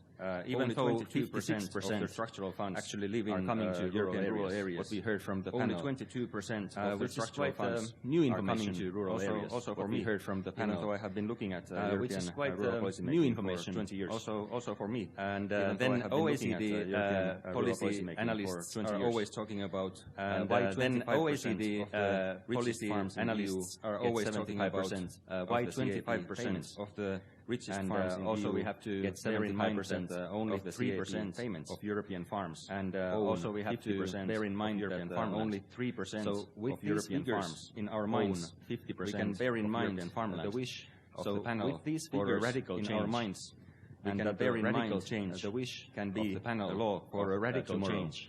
So when yesterday I started by talking about the oldest parliament in the world, and so when yesterday I started by talking about Vikings, oldest parliament in the world, and a little bit more of the battle initiated by Vikings. We maybe have to come back to a little bit more. So with these words, I would like to welcome Mr. Kim Smedslund, who is the Secretary General. So with these words, I would like to welcome Mr. Kim Smedslund, who is the Secretary General of Prepare, the message also International Coordinator of Finnish Village Movement, to guide us through the message session. Let's be battling. Hello, everybody. I am here to first give the floor to the future of Europe. I am here to the young people first that will give the floor to the future of Europe. We will hear what concerns the young people, what messages they have, the future of rural areas to say, and we will hear what concerns they have, what messages to the national governments and to the European Union. So I will very much like to welcome artists to the national governments and to the European Union. So I will very much like to welcome artists to the stage.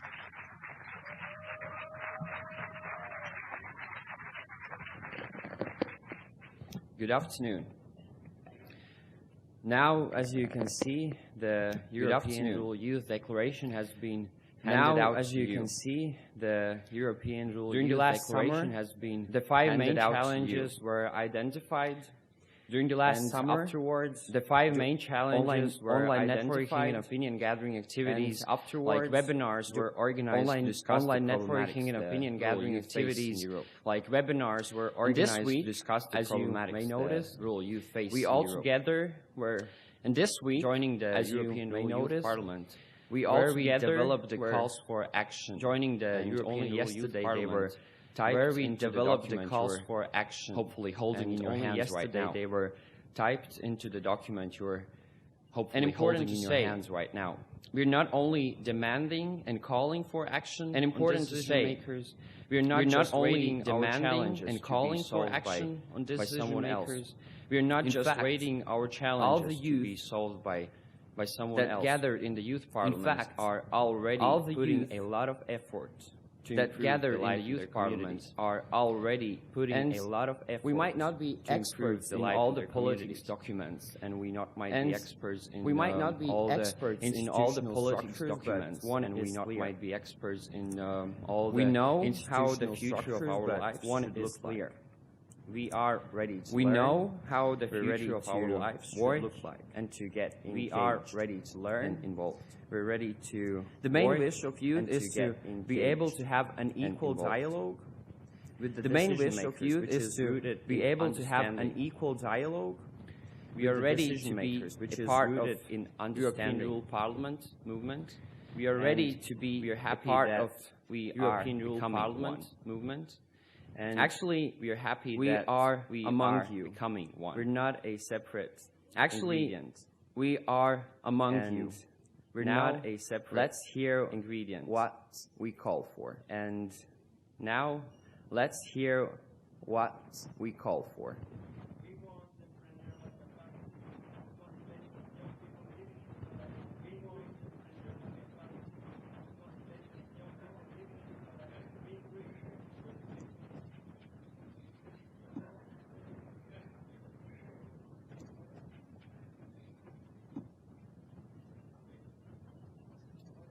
We want the entrepreneurial capacity and motivation of young people living in rural areas to be increased. We want the entrepreneurial capacity and motivation of young people living in rural areas to be increased. Through education and training, which encourages social inclusion and assure the protection of the battle. We also encourage social inclusion and assure the protection of the battle. Environment for rural business. We also ask communication of funding opportunities, creating environment for rural businesses. By high-risk communication projects and fostering cooperation between private and public actors. For high-risk projects and fostering cooperation between private and public actors.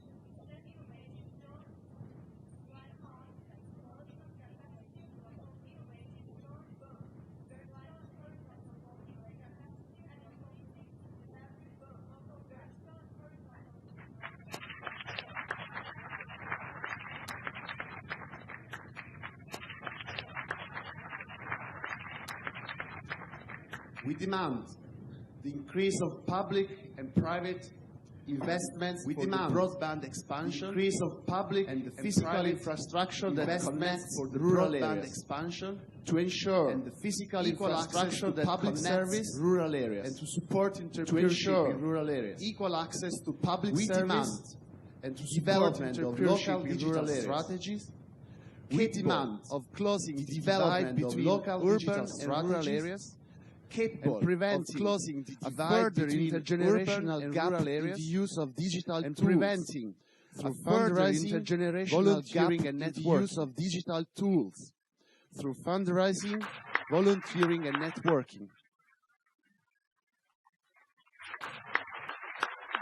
We ask for the empowerment of local decision-making institutions through multiple financial tools. We ask for the empowerment of local decision-making institutions, high-quality job financial tools in public services, and which equalize regional and urban high-quality job making rural areas public services, and which equalize. We demand the support of place-based policies and decision-making processes to strengthen local governance. We demand the support of place-based policies and decision-making processes to strengthen local governance over public service development.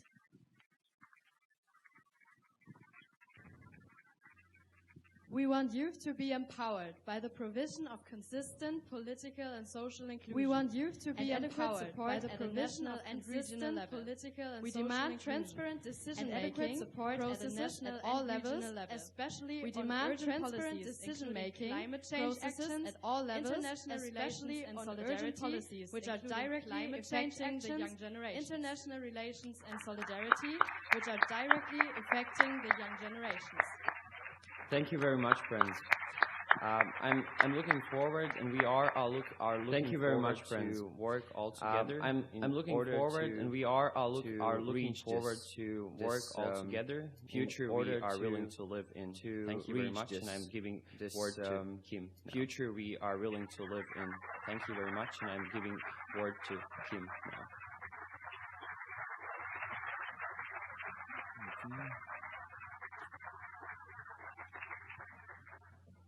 Okay.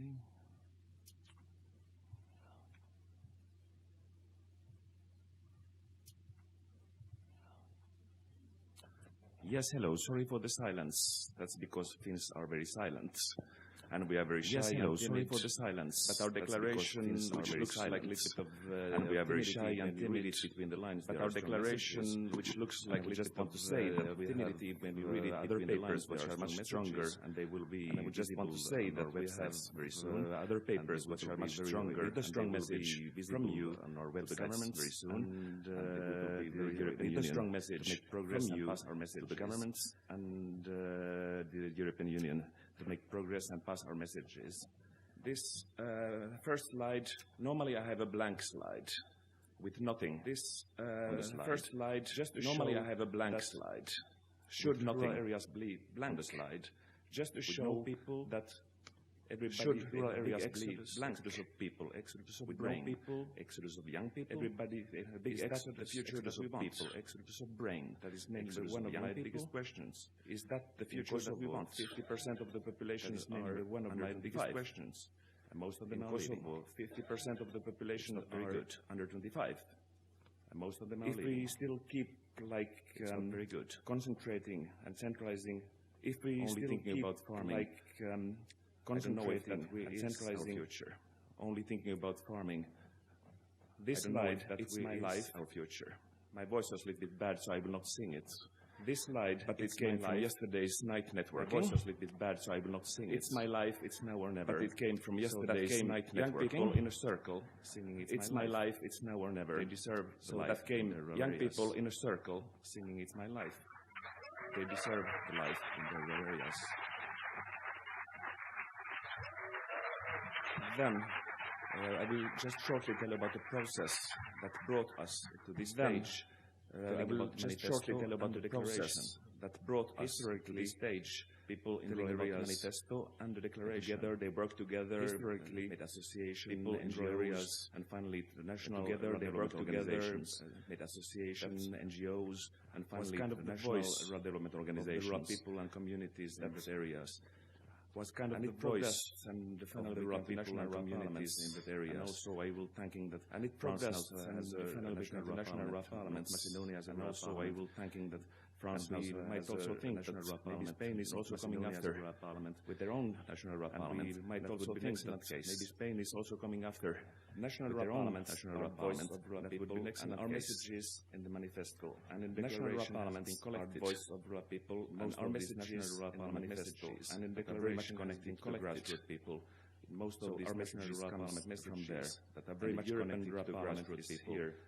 So our message comes to national governments and the European Parliament is here to pass the messages to national governments. So our network is large, 40 countries, and they have good connections. So our network is large, 40 countries. We did many events, and they have good connections, reports, surveys, workshops. And that is how we came up to these messages that are not final. Surveys, workshops, so we're listening, but you have that is how we came up to these messages that are not final materials from the workshops, but you have in the field visits, and we will include them, collected all the materials from the workshops. And they are not the only papers, we will include them. We have the manifesto, and then we have the People's Declaration, and we will they are not the only papers later on. The manifesto. But and then we have a big background paper with a lot of supporting material later on to these manifestos. Then we have a big background, we have a stronger policy supporting material that will be available on our website. And then we have a stronger policy suggestion paper, or if not all of you, available on our website. And stronger messaging that to most of you, or if not all of you participants. Policy context. Are we so weak? Policy context. We have Cork. We have OECD. Are we so weak? We have rural agenda ideas, we have smart village initiatives that are saying we should go for the rural agenda ideas, smart village initiatives that are saying we should go for the integrated. That is what we have been saying. Go for horizontal for 30 years already in our national parliaments. That is what we have been saying. Work together, 30 years already in our national parliaments. Not only sectoral. Work together, be horizontal. That's why not only second song, which I'm not singing either, and that's why probably you know what this song is. I'm not singing either. There is a lot of talk. But probably you know what this song is, but nothing is really happening for our rural people in our rural areas. There is a lot of political, lot of declarations, nothing is really happening for our rural people in our rural areas. A lot of research papers, a lot of declarations, a lot of policy programs. Collecting them for 30 years, 50 years as words. We can have collecting them for 30 years, in rural areas. They are very limited. Words. So the time for action for rural people in rural areas now, they are very limited. We have to be stronger, as has been said in the panel. Action is here, and by many people here. We have to be stronger, as has been said in the panel. This is coming from the preamble. Many people here. Words. This is coming from the preamble. Words, but there is a lack of discourse. Words of rural discourse. There are urban words. Policies. There is a lack of discourse. They are not really listened to. Rural discourse. There is a politics, policies, values, which is visible. They are not really listening to. The main concerns, you all know what they are, so I will not go too deep into it. And the main concerns, you all know what they are, so I will not go deep into it. Very dramatic in certain parts. But poverty was one thing which is my favorite part in certain parts. Women and men. Many people speak about women. Women and men. Can speak about young women. I will take one statistic. Many people speak about women in Finland from remote areas. Can speak about young women. I will take one statistic. An educational research in Finland from remote areas and 300 pupils. An educational unit of those who leave this area, only 1% come back. Out of those who leave this area, only 1% and study in the area. They remain and they stayed there. 60% of those who come there is something maybe decentralized, they stay there. Educational possibilities would be there is something maybe decentralized, not only from educational possibilities would be something good. And this statistic is not only. And I love rural women. It can be generalized, but they live more often in rural areas than rural men. And I love rural women. And in Finland we have a network, but they live more often in rural areas than rural men, because men also have problems. And in Finland we have a network for rural men alone, maybe. Because men also have problems. So maybe that should be a little bit alone, maybe. So then we come to ABBA. Money, yes. Then we come to ABBA cuts from the second money, yes. It's not 28% cuts. We really must do something about it. This is something that I have wanted to say. We really must do something. Now I have the occasion. This is something that I have wanted to say many times, but now I have the occasion. Papers and how much work and everything to all these preparative papers and papers. I appreciate research, I work and everything. It's quite a lot, in fact. We are people. We appreciate research, work, ourselves consultants. We are doing a lot of voluntary work, and we are people. We are doing a great job in rural areas, and we are doing a lot of voluntary work. Maybe this is quite strong to say, but great job in the rural areas. It's not my personal opinion. Quite strong to say, but I've heard. This is now. It's not my personal opinion. I'm here to say what I've heard. That's one thing in the national parliaments and others. Think of maybe it would be better to have them in rural investments. That's one thing that we could also think of. Maybe it would be better to have them in rural investments. A strong emphasis on climate and digitization, that has been said. Okay. A strong emphasis on climate and digitization, that has been said. Declaration. And I will be quite short here as well. And then we come to finally to the People's Declaration. We really would like to be considered equal to urban as well. And we really would like to be considered equal to urban. We will like to be working in partnerships, and we like to be heard better than that we are heard now. We will like to be working in partnerships, and we like to be heard better than that we are heard now. Exclusion are addressed. We really ask that government and social ensure that services are as close as possible to rural people.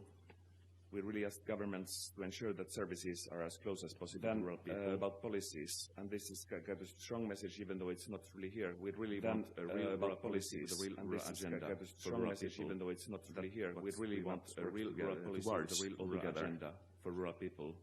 that we support in programming and policies altogether. The programs like LEADER, Erasmus and everything. We support in programming and policies good for us. Programs like LEADER, Erasmus and everything that really is simplify good for us for those local areas, and really simplify. I think 25 years local people, leader people have been asking for more 25 years regulations. Leader people have been asking for more simple regulations, good projects in the area. Make it possible for local people to make good projects in the area, and also that civil society is participating in the policy programming papers. Civil society is, and then finally, this is very simple. We want to do this programming papers, not only between us, but together. And then finally, this is very simple. We want to do this together, in partnership, not only between us, and together, but with really governments, be part with the EU, in partnership, part of and the programming really doing together mentality. Don't forget rural people. Don't forget rural programming and are doing together mentality. Don't forget rural people. Then just to finalize, we have this policy suggestion paper, which then is just to finalize. We have this policy, and this will be available on our website. And I strongly invite you to go and read, and it will be available on our website. Together, we invite you to go and read and look at it.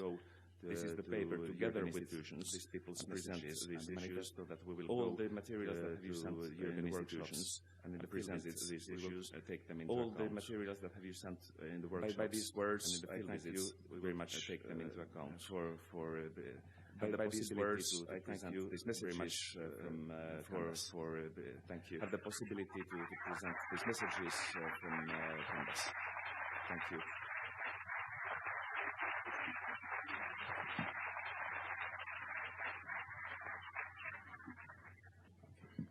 So those of you who were in Venhorst remember that we had quite a long session discussing through all the words and details. Who were in Venhorst papers remember that we had quite a long session discussing through all the words and details and save time here on the spot. They are online and we wait for your contributions. And I'm inviting Goran Soster here next to run the future of ERP. I am inviting Goran Soster direction next to run the welcome future of ERP session.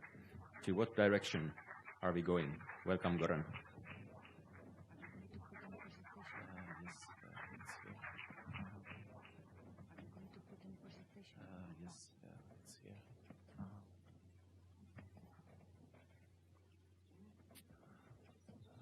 Hello. The scenario was that I invite Vanessa, but she's so keen to tell you.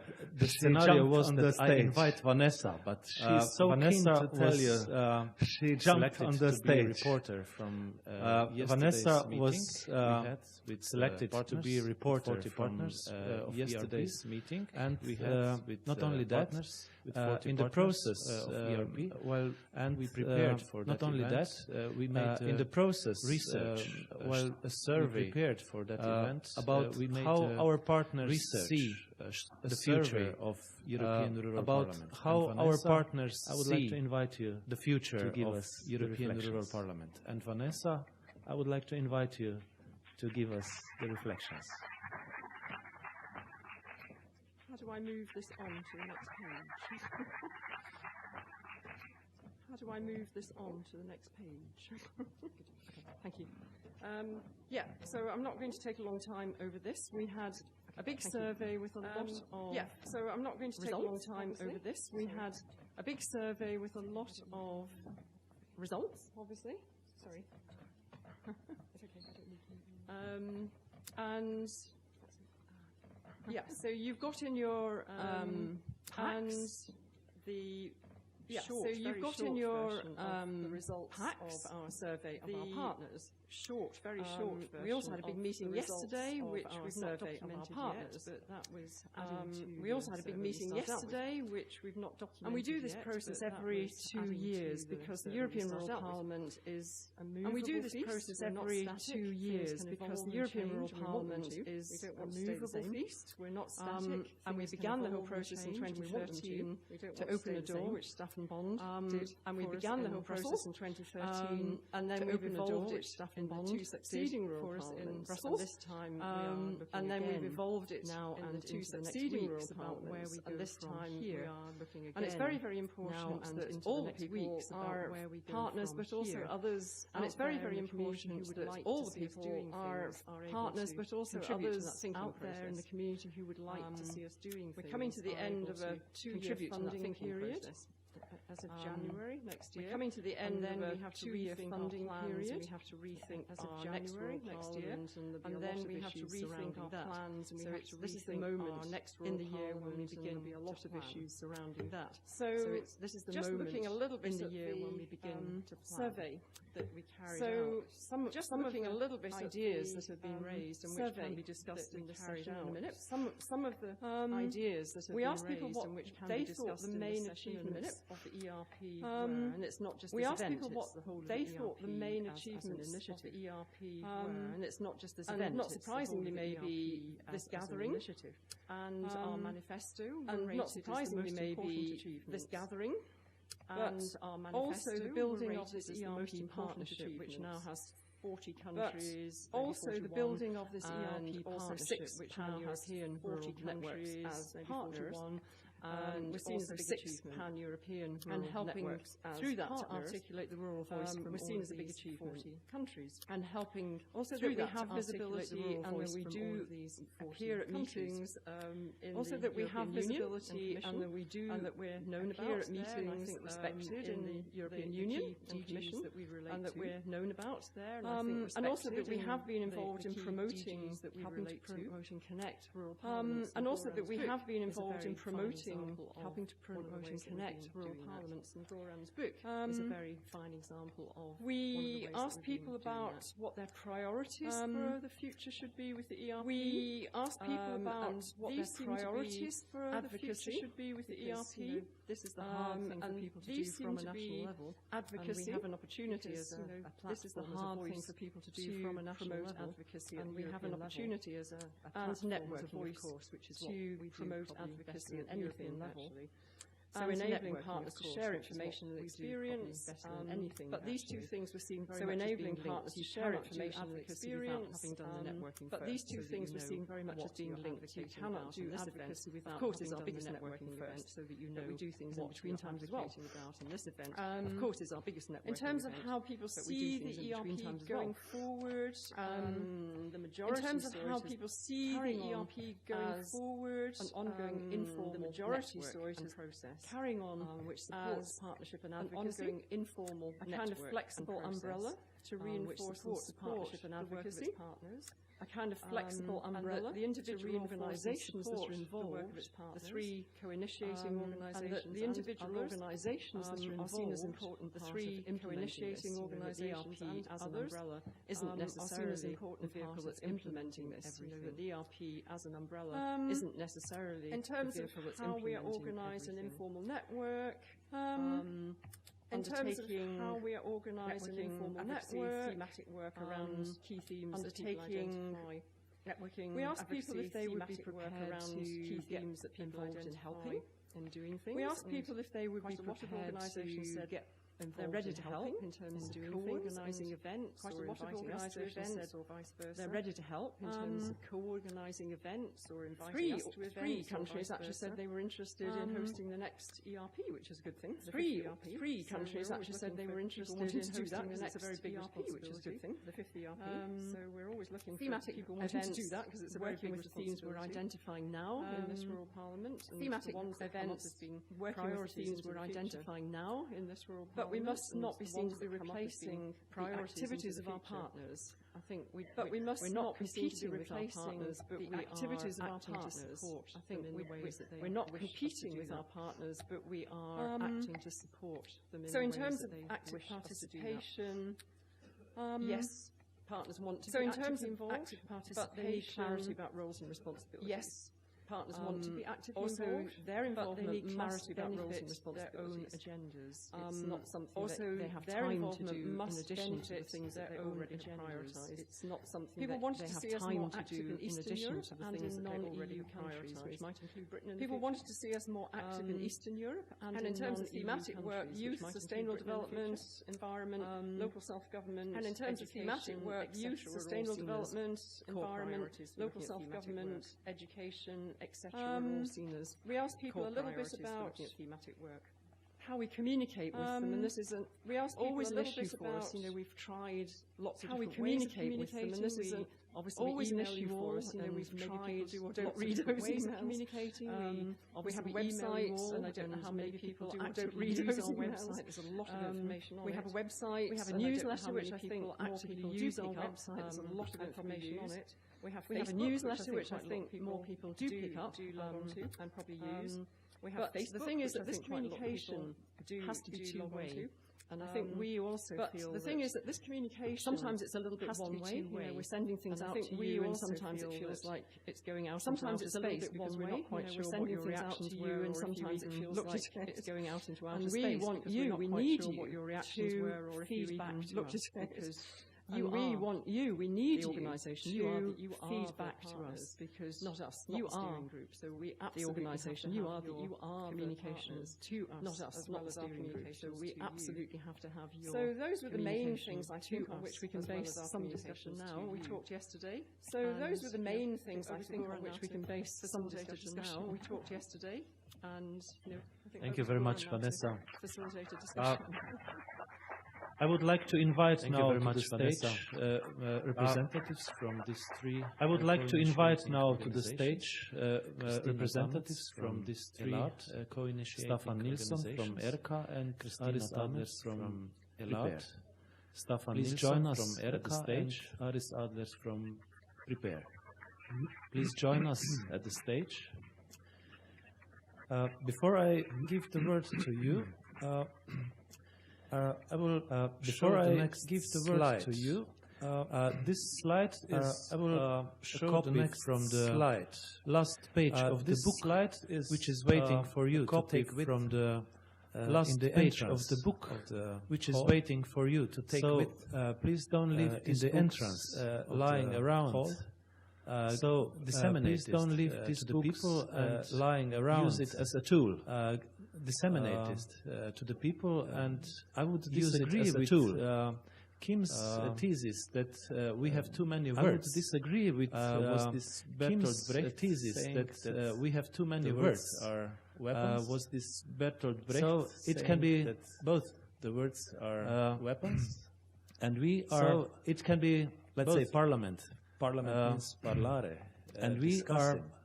And let's say we are discussing, we are not fighting, I guess. Discussing. Now, and as long as we are discussing, we are not fighting. In the meanwhile, let us now let us have a look at this. In the meanwhile, let us not the structure forever. Have a look at the situation. Structure. This now. This is the European Rural Parliament structure forever. Part of the situation as it is now. Governance. This is the European Rural Parliament. Management.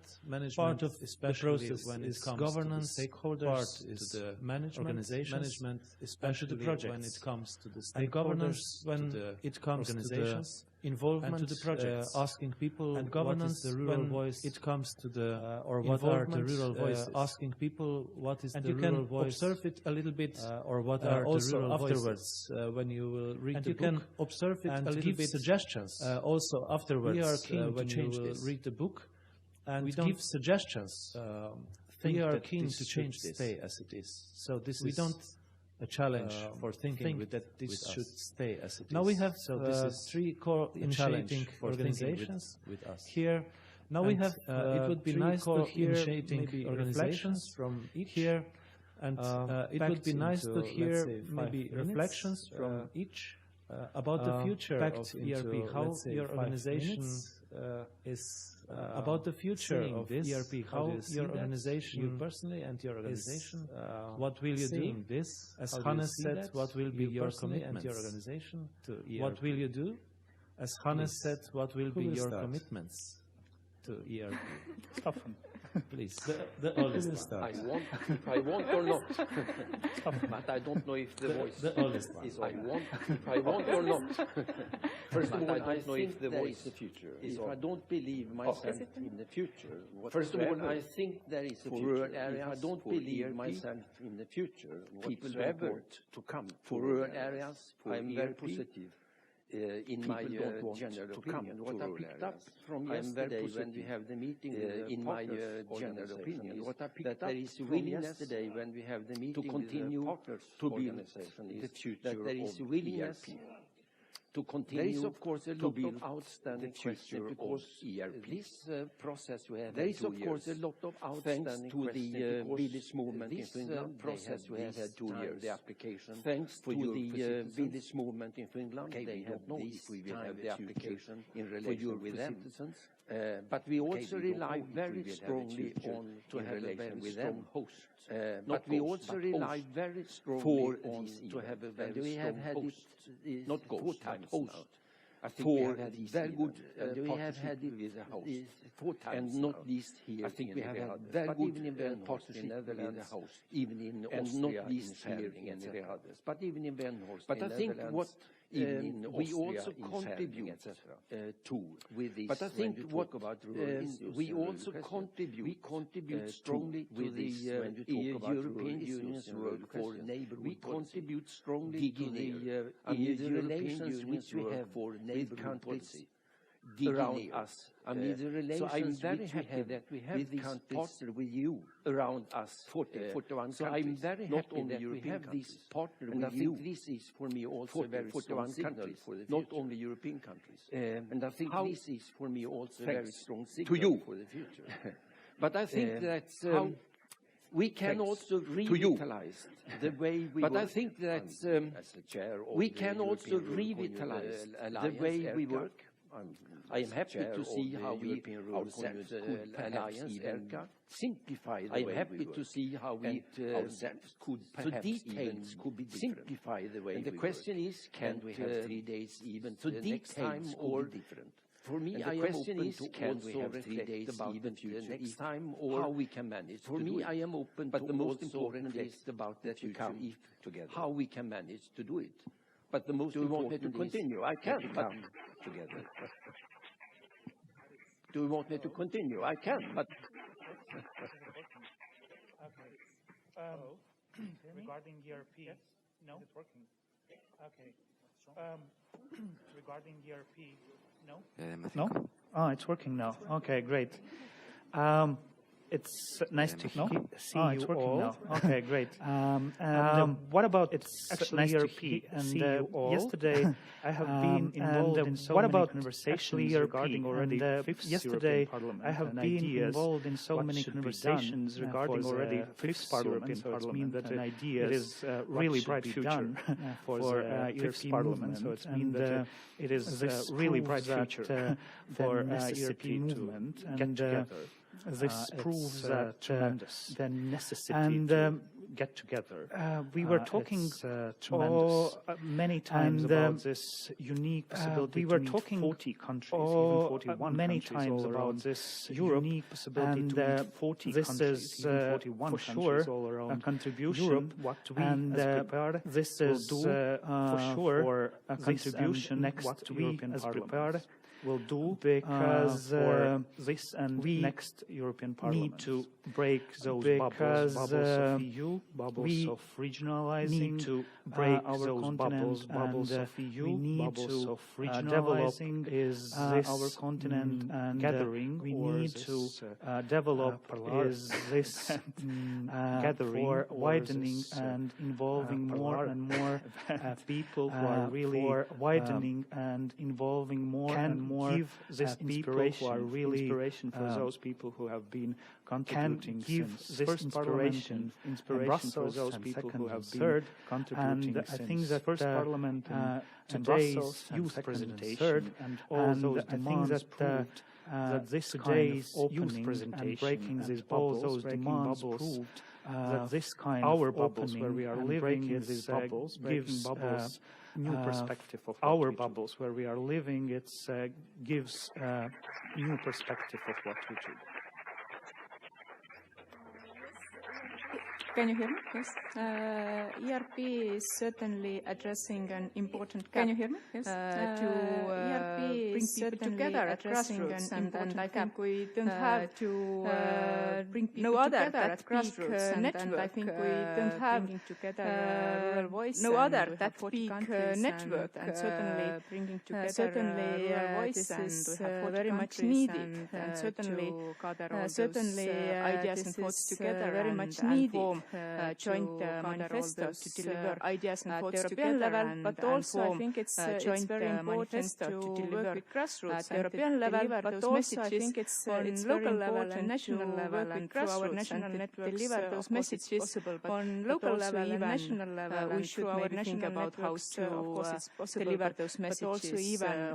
We should maybe think about how to deliver those messages. And also I agree with with my colleagues that and also I agree with with my colleagues that I think we have gone through critical time period to survive, and I think critical ERP time period now strong to survive. And I think ERP is now strong enough to survive. Needed some changes and move forward.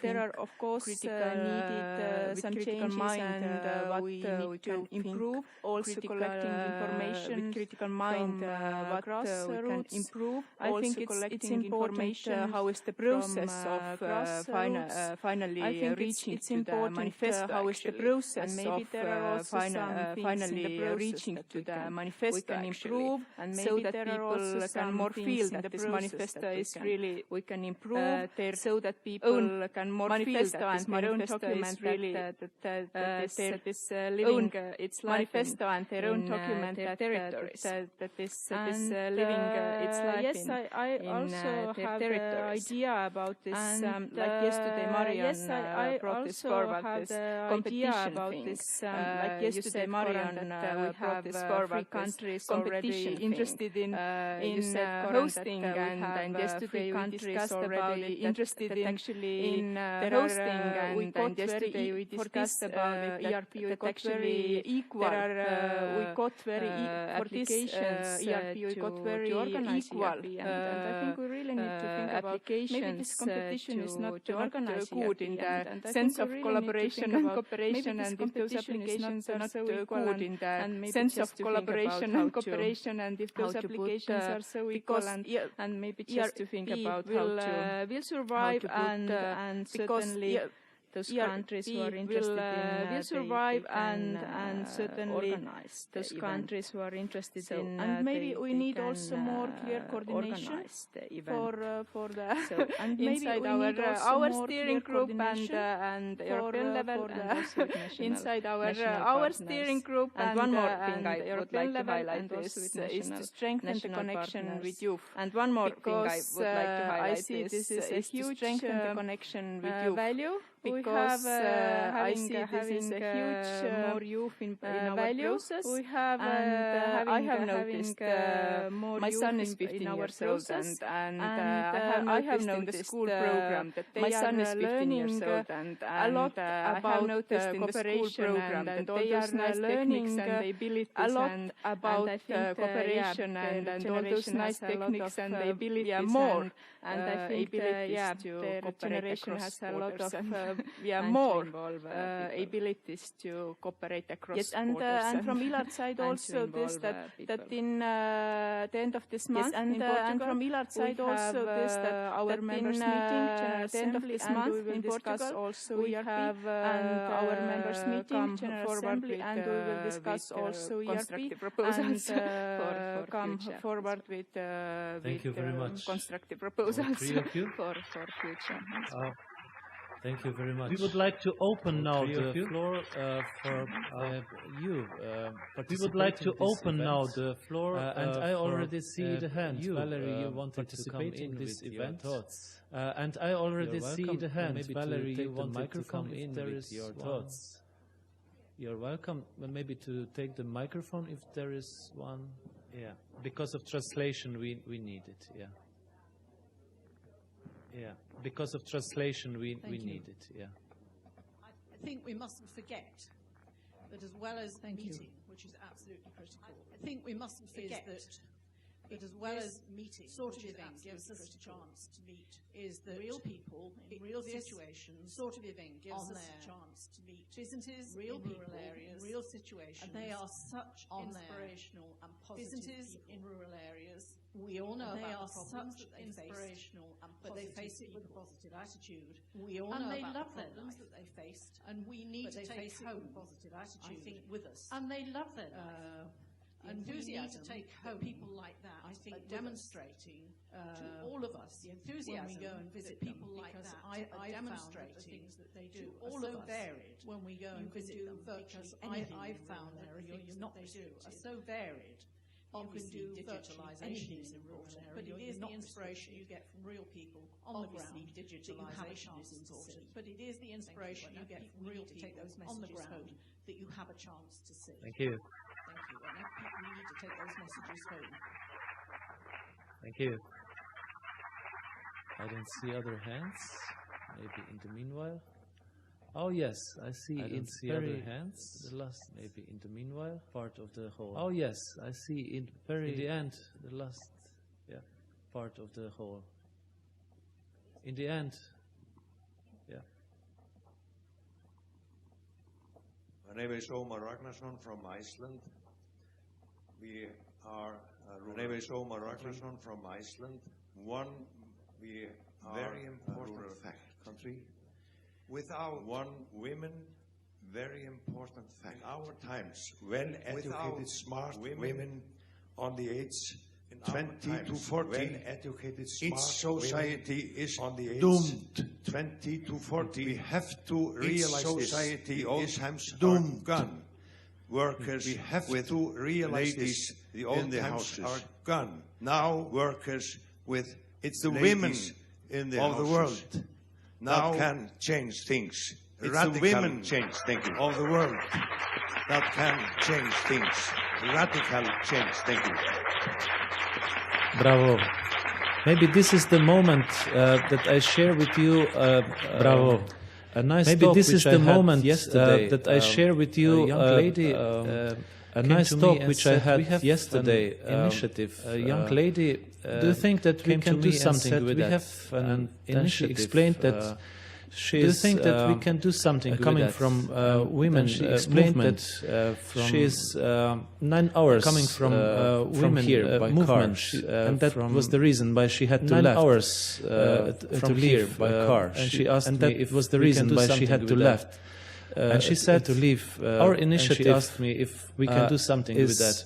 Suggesting and she said that our initiative create the celebration of rural pride. Suggesting that and I found it so perfect the idea of rural pride. I said we have to give this from that floor. Perfect. I think idea. This is now the moment.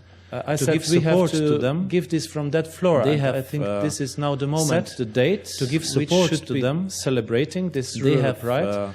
But maybe here is which should be celebrating this rural pride, kind of. But maybe here is more. Alistair, maybe here he was, if not, kind of talking with her. I apologize more. This is very, if not, I apologize. From the third hand, this is very so.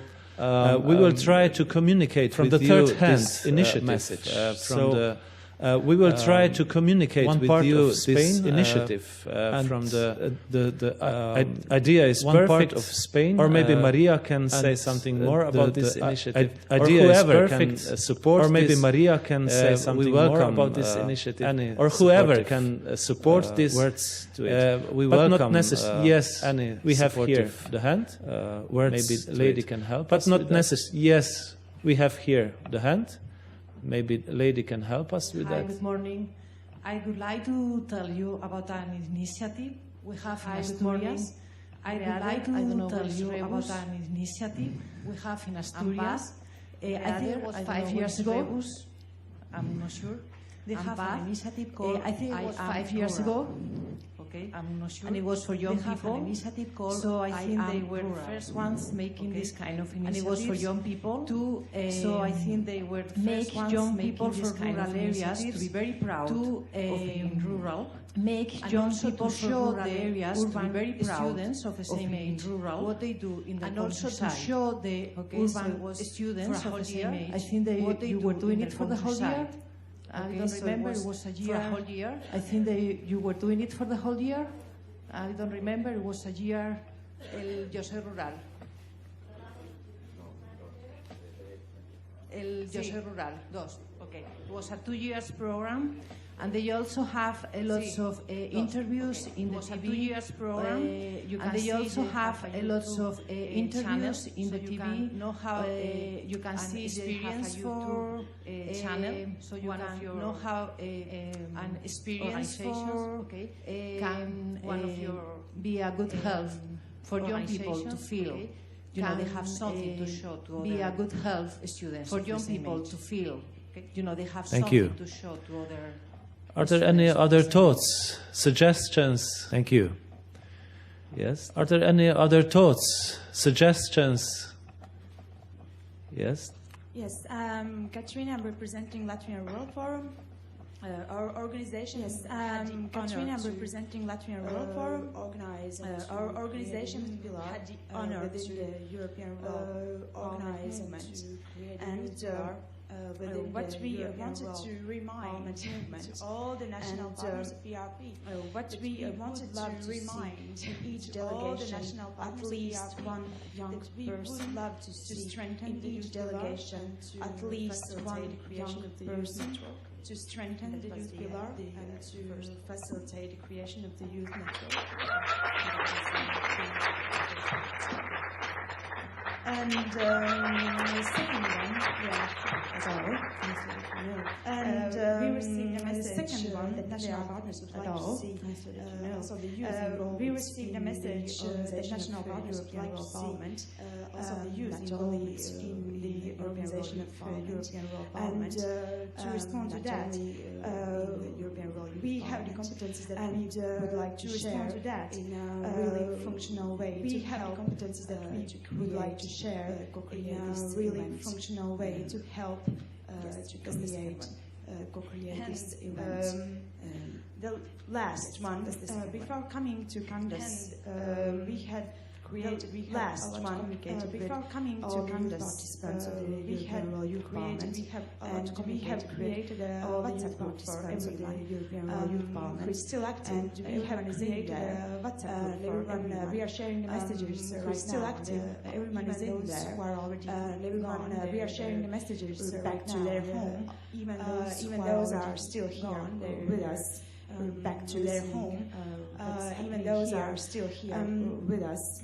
Yes, so we want to concretize this youth network, and we will have in a month a meeting with all the participants to have a network about, and we will have in a month a meeting we wanted to let you know all the national partners events, and that we wanted to let you know all the national partners to delegate one young person also to participate in this network. We invite you to delegate close to only for partner organizations in this network, which is not which is open to only for partner organizations. This beautiful energy that we have created here, open to maintain. Thank you.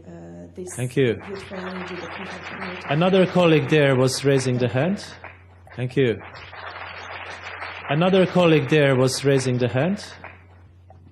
So, hello everyone. I'm Alistair Aram Hernandez. I am rural. I am European. So, hello everyone. I'm Alistair Aram Hernandez. I'm British and I live in rural. I am European. I'm from 2009. Rural north of Tenerife. I'm a rural practitioner and researcher, and I wanted to raise awareness. I'm a rural practitioner and researcher, and I wanted to raise awareness thanks to a fantastic initiative of rural communities. 16th of November is thanks to a fantastic initiative of rural communities. Day of Rural Pride, coinciding with it's the Day of Rural Pride. This is a Spanish initiative. Sorry, coinciding with were asking for me a second ago, and you were. So this is a Spanish initiative. Sorry, you were asking for me a second ago, and you were soliciting your book. The 16th of November, coinciding with the day of international. The 16th of November, coinciding with the day of international. Okay, sorry. Tolerance. I should talk a bit slowly.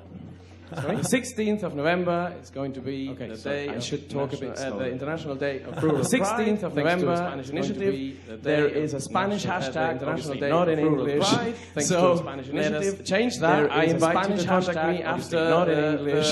So and we change that. I invite you to contact me after website up and let's get that fundamental piece of social engineering, which is pride and identity moving. That fundamental rural communities of social engineering. Which is pride and identity moving. Great. So let's support this. Maria, you wanted to say something. Thanks. That was it.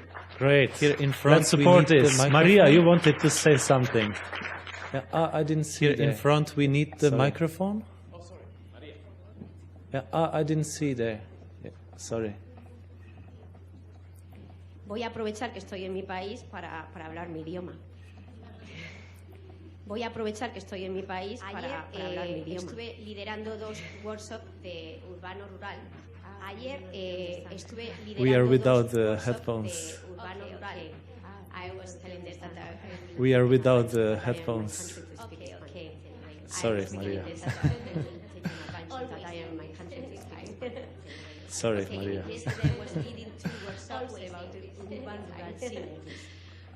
Yesterday was leading 2 workshops about urban-rural synergies. One of my objectives was to have a hashtag because are we reaching to the proper audience or are we preaching to the choice? Are we reaching sometimes to the proper audience or are we preaching to the people who are in the rural areas? Sometimes what we do is related to the people who are in the rural areas. So we have to go and my objective in the workshop was to create a hashtag.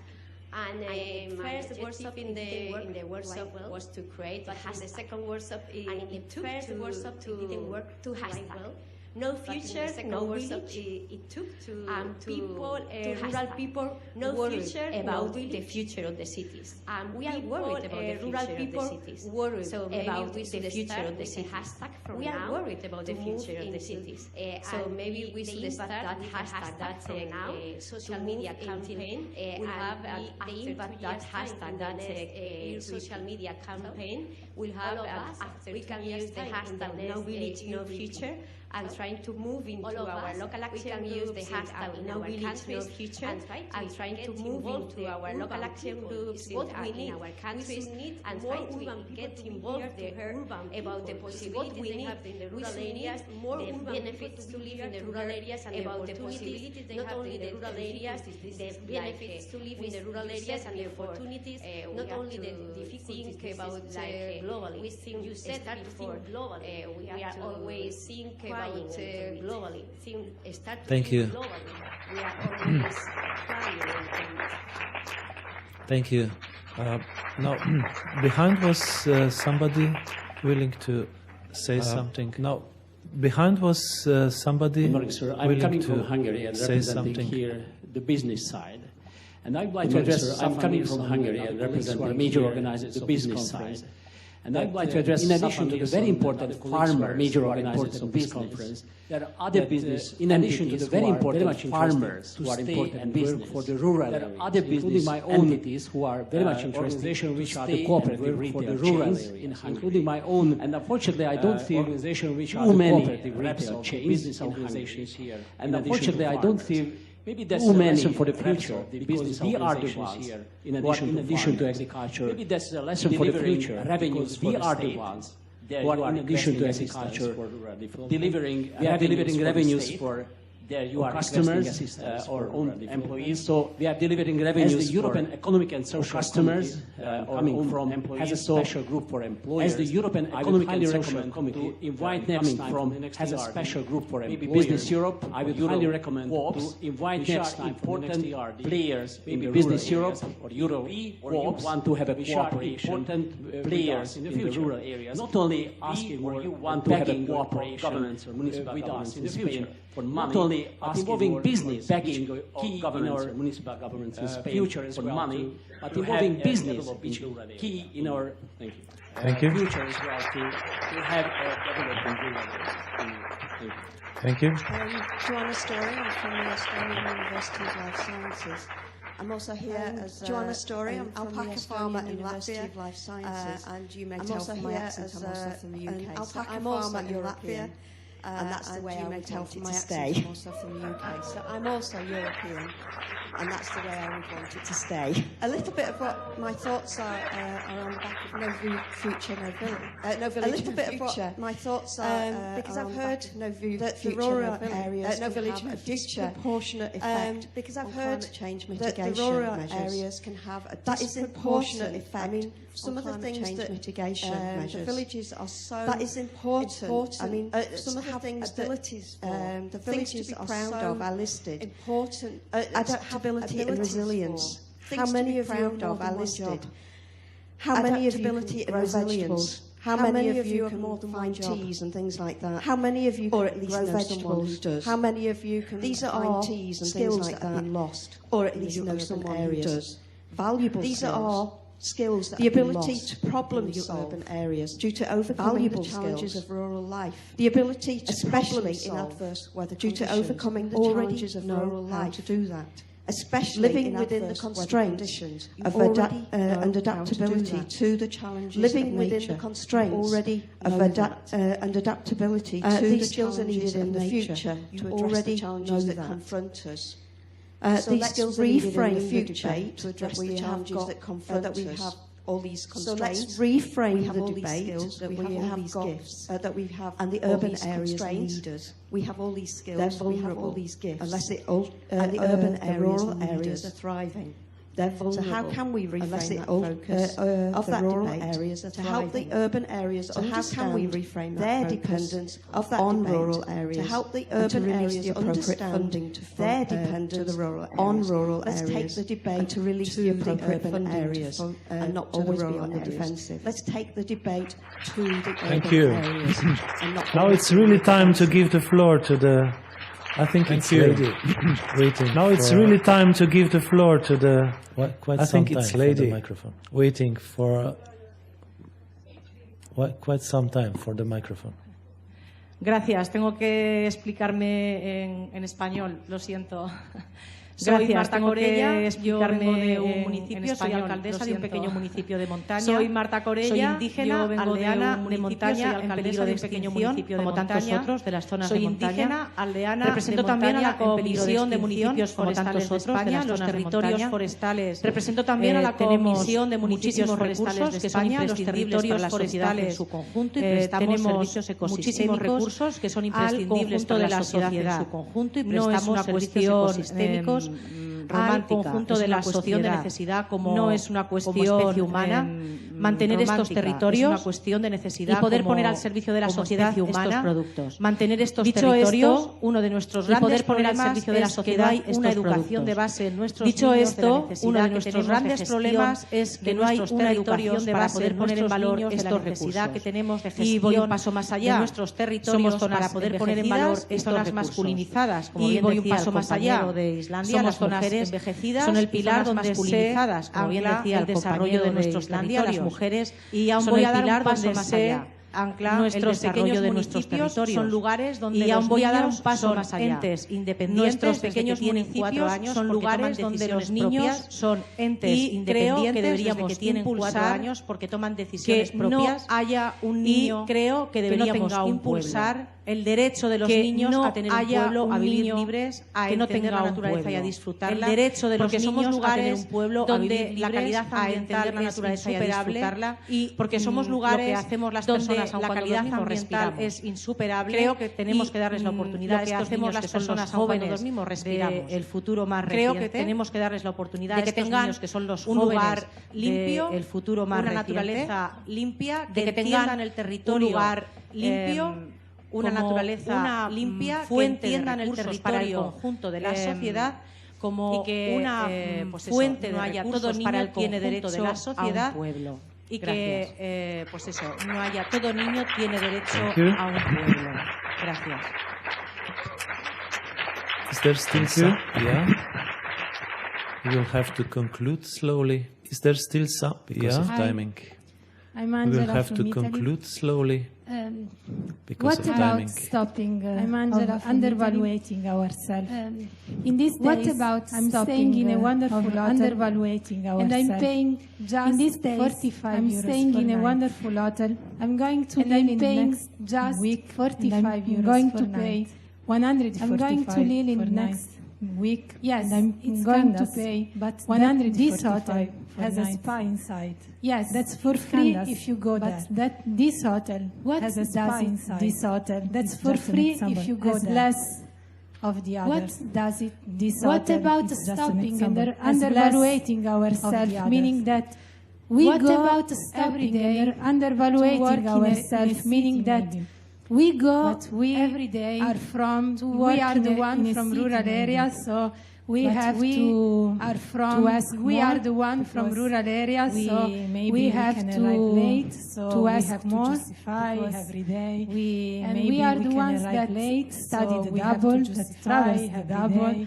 that And works we are the ones double, that we are more study flexible. the We double, are that travels we the sell double, our product that works the double. with We a are more few- flexible. We sell you come our in a small product village and you can find with a few money. local pasta. You come in for a small example, village and you for can 50 find cents. but if you Local buy pasta, for example, in a for city, 50 how much cents. you pay? But if you this, buy that pasta of in a 50 city, cents, how much has you a pay? more But that value, pasta of because 50 cents typical, has because a it's more good, it's better value. So, because it's What I live typical, in my because it's area good, is it's better. this, it's so.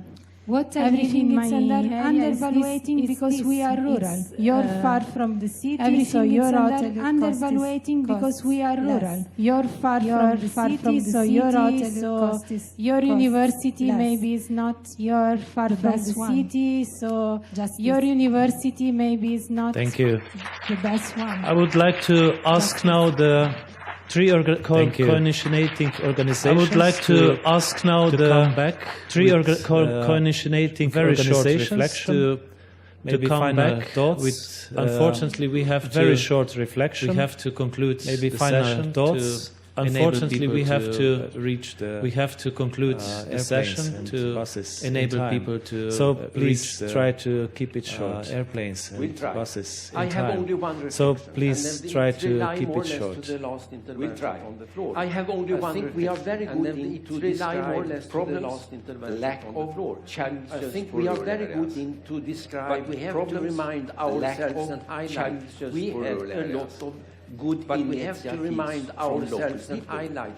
And I remember Porsoto, you had the network for local people, European networks. And I remember Porsoto, you had the network for a big event where European networks in April in the spring around Europe. A big event where you have a lot of presentation of good examples for all around Europe. We have also and I think we have to be initiatives. Optimistic and remember we have also a lot of good initiatives. In conclusion, for all what have been in conclusion, for all what have been to finalize this discussion here, but to make this discussion not to finalize and also this discussion here, but to make event and this discussion what have been done and also here outputs of as an agenda for our organization done till the next parliament. As an agenda for our organization till the next parliament. I would like to highlight once again this rural-urban issue. I would like to highlight once again this not battle against urban, but battle together for really important to have well-being of battle against urban, but battle together for to find ways well-being of both types. Thank you very much for all contributions, for all thoughts. Thank you very much for all contributions, clear picture thoughts. ERP has the future. I think everybody has a clear picture now. ERP has the future. Thank you.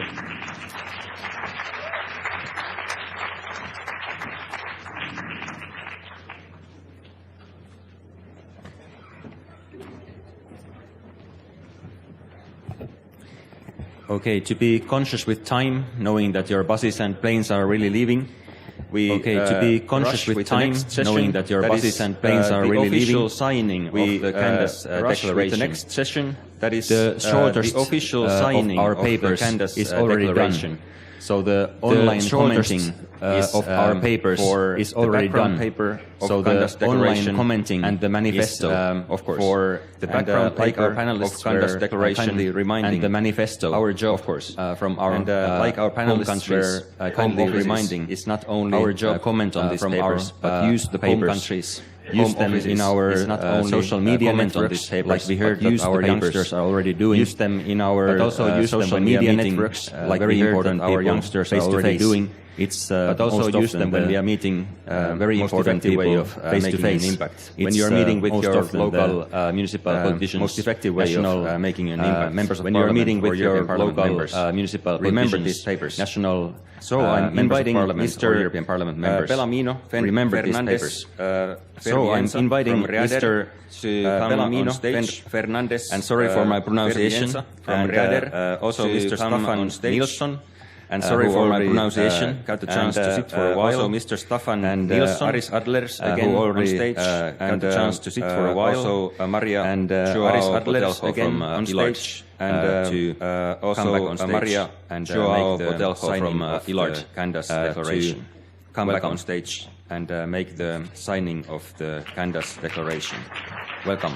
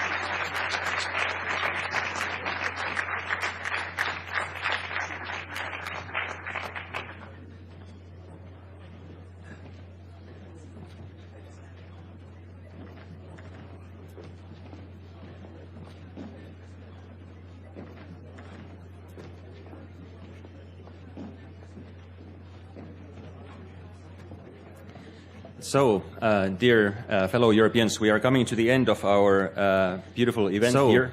Dear it's time fellow Europeans, we are coming to the end of our thank yous beautiful event here, and it's time now invite make some thank yous people on stage who made all this possible. Now invite some of who have also made people on stage who made all this possible over these past who have also made this process of as you know behind every exciting story and also ensuring, and as you know, behind every exciting story is Mr. Bond, also ensuring that in our case it's Mr. Staffan Bond. Is Mr. Bond. Welcome on stage, Mr. Bond. In our case, it's Mr. Staffan Bond. Welcome on stage, Mr. Bond. Based on the Swedish rural parliament model, Mr. Staffan Bond is the key person. Based on the Swedish rural parliament model, Mr. Staffan Bond is the key person on European level, transferring the knowledge also across various rural parliaments, countries, not only on European level, but also across various different I would like to invite here both artists Krists and next Katriina. I would like to invite on stage both from our European Rural and Youth Parliament. Katriina Idu on stage from our European Rural Youth Parliament.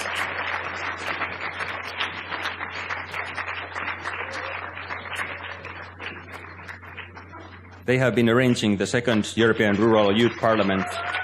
Are responsible. They have been arranging the second European Rural Youth Parliament. Developments are responsible for its activity on our developments. And then some results we have seen today. Who made on our possible in the gathering team? Then who made European Rural Parliament possible in the all these practical of the fourth arrangements that we have European seen Rural Parliament? Really nice. All these practical of arrangements from different countries. Really nice, beautiful Asturias. Of us from different countries. And Marta and Elena Asturias from Reader are please come on stage. Rebus and Marta and Elena from Reader. Please come on stage.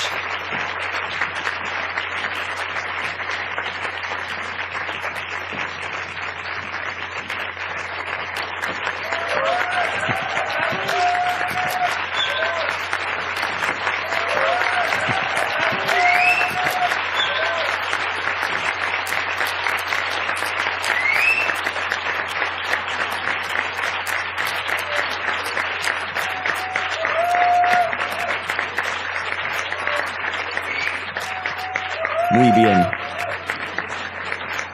And of course our task managers, Vanessa and Kim, welcome.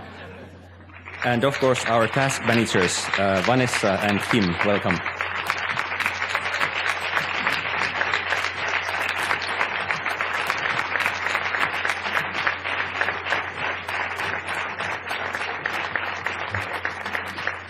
And on behalf of the European Rural Parliament Steering Group, and also your Finnish partners, on behalf of the European Rural Parliament Steering Group, and also we would like to hand over your Finnish partners coming from very north of your road project. On we would like to hand over a small gift coming from very north of Europe. You know they have some magic powers, northern lights, and I think in these challenging times. We must use they have some magic powers we have, I think, in these challenging times. A little bit of magic. We must use also all the powers we have in our Japanese tourists and little bit of magic north of Finland also to see Aurora Borealis. For example, because Japanese according to the Japanese legend north of Finland that will to see Aurora Borealis sun. Because according to the Japanese legend that will help them. If you want to have daughters, be careful with this book. So, if you want to have daughters, be careful with this book.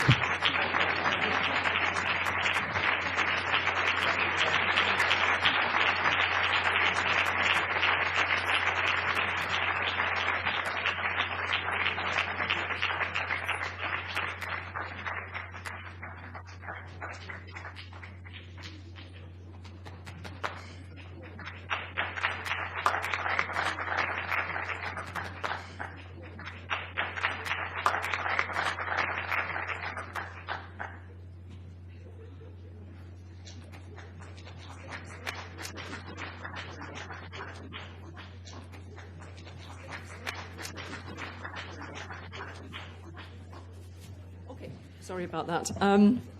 So this is really a kind of a personal thank you, because so this is really worked for almost a year now with this team in Spain here to deliver this event. I've worked for almost a year and now, and I have to say that it's been the most pleasurable working experience of my whole life. And I have to say that it's been the most absolutely pleasurable working experience. It's very hard to exaggerate. They are wonderful. They're absolutely wonderful. You know, just the sort of it's very hard to exaggerate the.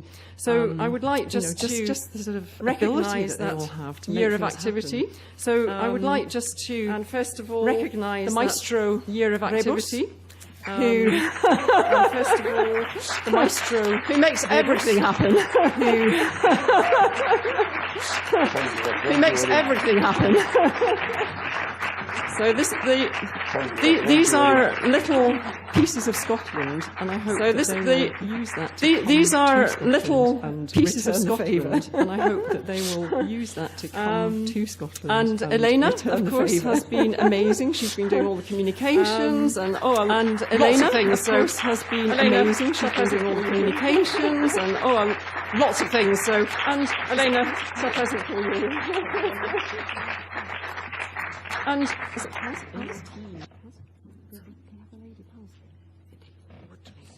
In your team.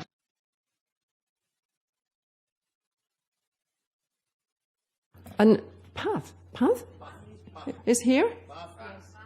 Are you here? And Path is here. Are you here?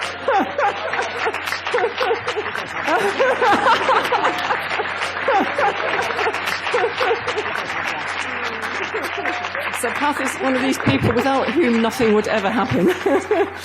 And finally, one of these people without whom nothing would ever happen is she's almost, I don't know, my sister or a daughter to Marta, who is very close. She's almost, I don't know, say a sister or a daughter to me now. We've been very close, and she's.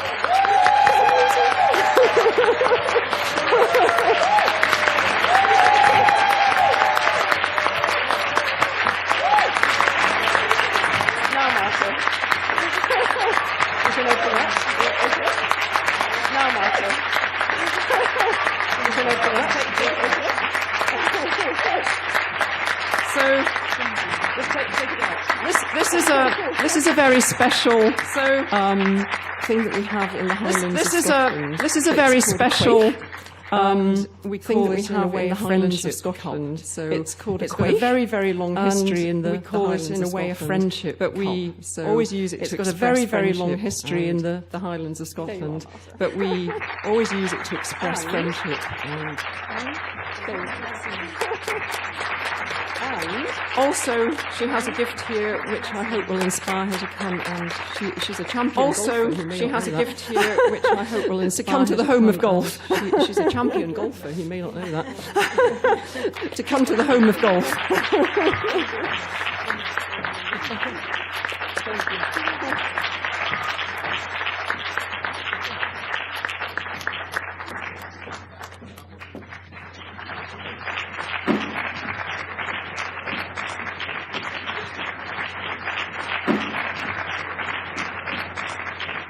Hello, solo sé decir eso. Lo siento. Hello, sorry. Solo sé decir eso. Vamos a empezar los agradecimientos por parte de la Red Asturiana de Desarrollo Rural. Moment. Vamos a empezar los agradecimientos por parte de la Red Asturiana de Desarrollo Rural. Moment. Good afternoon, everybody.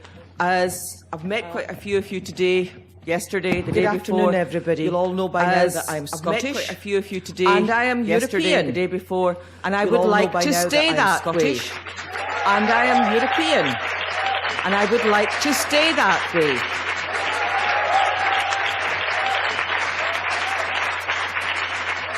It's been a fantastic few days. I invite you all to Scotland. It's been a fantastic few days. I've got to confess, I invite you all to Scotland. A wee white lie last night. I've got to confess, people came and said to me, wee white lie last night. Do you have any whiskey left? People came and said to me later on, do you have any whiskey left? I have. And I went, no. And this bottle that I brought's a special bottle. And it's been signed by our First Minister, Nicola Sturgeon. A special bottle. And I'd like to present it First Minister Nicola Sturgeon. And I'd like to present it to and yourself, Mr. from us. So you can get together and yourself. You might borrow Marta's quaich. So and pour some whiskey in it. You might borrow Marta's quaich and pour some whiskey in it. You didn't get any last night. So drink it. Drink it.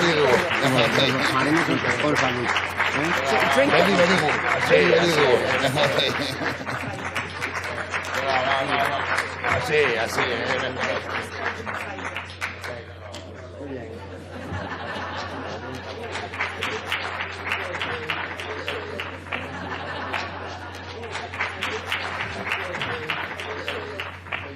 ¿Puedo empezar? Bien. Vamos a ir acabando.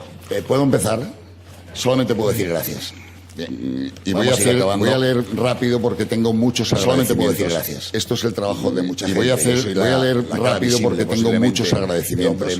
Esto es el trabajo de mucha gente. Yo soy la cara visible, posiblemente, de orden y que saliera todo de logro. Casi me da un infarto. Alguien tenía que poner un poco de orden y que saliera todo. Agradecimientos. Casi me da un infarto. La Junta Directiva de la Red Asturiana de Desarrollo Rural, agradecimientos. La Junta Directiva de la Red Asturiana de Desarrollo Rural, mi Junta Directiva, porque son quienes deciden el plan de trabajo, mi Junta Directiva, porque son quienes significarlo en la figura de una persona, de nuestra presidente, de Belarmino Fernández. Quiero significarlo en la figura de una persona, de mi presidente, de Belarmino Fernández Ferrienza, que confía siempre en nosotros. Muchas gracias, de verdad. Y tampoco seríamos nadie. Muchas gracias. Ni este evento sería factible, posible, sin el apoyo de los 11 grupos de desarrollo rural. Ni este evento sería factible, posible, sin el apoyo de los 11 grupos de desarrollo rural. Gracias de verdad por estar ahí. Gracias. Los territorios rurales de ahí. Gracias de verdad por estar ahí. El que hoy estemos en Candás nace por una organización que es mi organización, que se llama la Red Española de Desarrollo Rural. Por una organización que es mi organización, que se llama la Red Española de Desarrollo Rural. Gracias por representarnos en Europa. Gracias, punto. Muchas gracias. Pero en realidad, gracias por representarnos en Europa. Nos metió en este lío. Pero en realidad, quien nos embarcó en esto, quien nos metió, ella es la culpable. Ella es mi culpable. Fue la gerente de la Red Española, a quien no sé si darle las gracias o dejar de hablarla, porque nos ha agotado por su insistencia. Si darle las gracias o dejar de hablarla, porque nos ha agotado por su insistencia de traer España a este evento. Gracias, María José. Por tu culpa estamos cansados, pero muy contentos. Gracias, María José. Al Ayuntamiento de Carreño, a la villa de Candás, al pueblo de Candás, al ayuntamiento de Carreño, sin su cooperación, a la villa de Candás, no lo habríamos celebrado nunca. Porque sin su cooperación, este evento no lo habríamos celebrado nunca. Querido Simi, querida alcaldesa, querida Amelia, thank you, querida concejala Cecilia, querido Simi, thank you. Gracias a la Brigada de Obras, a Gabino y a Elías, a la Policía Municipal, a las Fuerzas de Seguridad, a los voluntarios de Gabino y a Elías, a la Policía Municipal, a las Fuerzas de Seguridad, a los voluntarios de Cruz Roja, a los trabajadores del Teatro Prentes y del Centro Polivalente La Baragaña, a los trabajadores del Teatro Prentes y del Centro Polivalente La Baragaña, voluntarios que nos hicieron donde estés, que estás por ahí, gracias, a los grupos de danza, a todos los voluntarios que nos hicieron, que nos amenizaron las comidas y las cenas en directo, y sobre todo el elenco cultural que nos amenizaron las comidas y las cenas afuera con un nick de gracias. Seila Leston, Lourdes Prendes, Marni Sánchez, Miguel Balbín, Christopher Mitchell, Cristina López, Ángel García, Marni Sánchez, Miguel Balbín, Christopher Mitchell, Cristina López, Ángel García, Beatriz Martínez, Laura Guas, Aisa, Mayra Rodríguez, Beatriz Fernández y Anaí Pérez. Estuvieron desde la mañana a la noche con nosotros. Fabulosos, de verdad. Increíble. Estuvieron desde la mañana a la noche con nosotros. Increíble. Qué gran pueblo tienes. La Unión de Comerciantes de Asturias, que trajiste también para más impresionante se os avecina. Qué gran pueblo con esta participación social que habéis demostrado. Más impresionante se os avecina con esta participación social que habéis demostrado. Gracias de corazón. Y empiezo por lo institucional y acabo muy rápido, de verdad. Gracias al Principado de Asturias. Y empiezo por lo institucional y acabo muy rápido, por su apoyo. Y en especial, gracias al Principado de Asturias, a mi gobierno. A Gali Begoña. Y por su apoyo, al querido Paco, el jefe de servicio que no está aquí, que tendrá que pagar a Gali Begoña.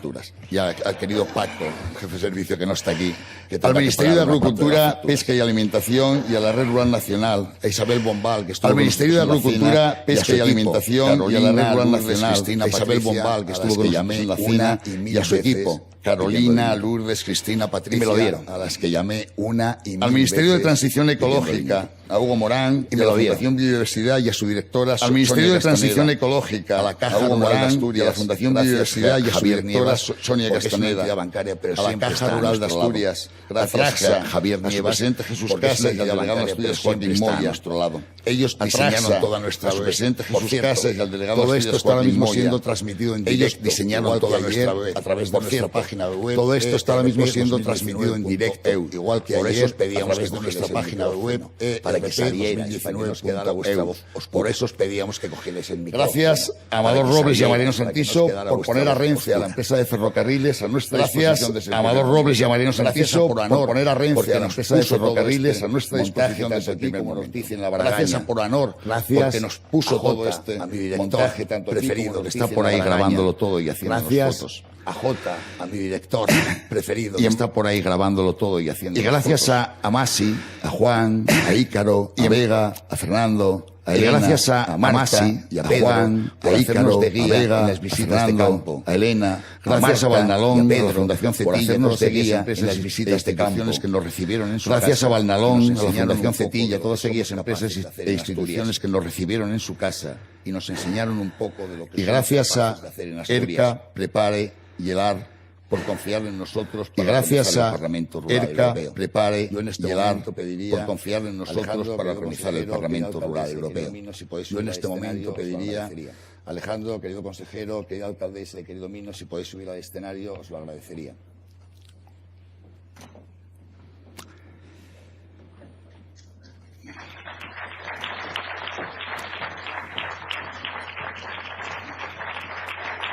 Desde la red queremos que sean ellos quienes les entreguen desde la red a los queremos que sean ellos un pequeño recuerdo de este encuentro. A los representantes de ERCA, Prepare y el AR, un pequeño recuerdo a María Joao, a Aris y a Stefan, por favor, que suban. Les pido a María Joao, a Aris y a Stefan, por favor, que suban. ¿No está Aris? ¿Aris no está? ¿Cristín? ¿Aris? ¿No está Aris? ¿Cristín? ¿Aris no está? ¿Quién? ¿Quién sube? Aris. ¿Subes tú, Cristín? Bien. ¿Quién? ¿Y quién sube? Les vamos a hacer un pequeño obsequio. Les vamos a hacer un pequeño obsequio. Es un pequeño pez, obra de una artesana de aquí de Candás, y en él es un pequeño pez, seguro, obra de una artesana de aquí de Candás, eterna amistad. Y en él, muchísimas gracias, va nuestro corazón y nuestra eterna amistad. Muchísimas gracias.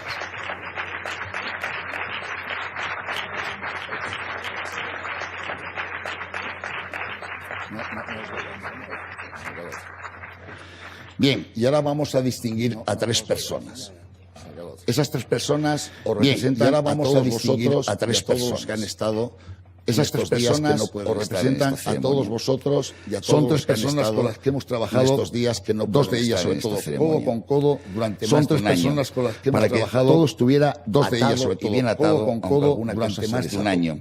Para que nada estuviera atado y bien atado, aunque alguna cosa. Les vamos a entregar una cerámica para que nada representa nuestra casa, porque con su dedicación les vamos a entregar una cerámica que representa nuestra casa. Porque ha sido un placer y un honor haberles ganado el derecho de ser parte y haber trabajado con ellos. Ha sido un placer y un honor haberles conocido y haber trabajado con ellos. Porque no habría existido correos electrónicos a nuestra sede, matizando, mandando, por favor, Vanessa, King, Artis, matizando al escenario. Por favor, Vanessa, King, Artis, ¿podéis venir al escenario? King.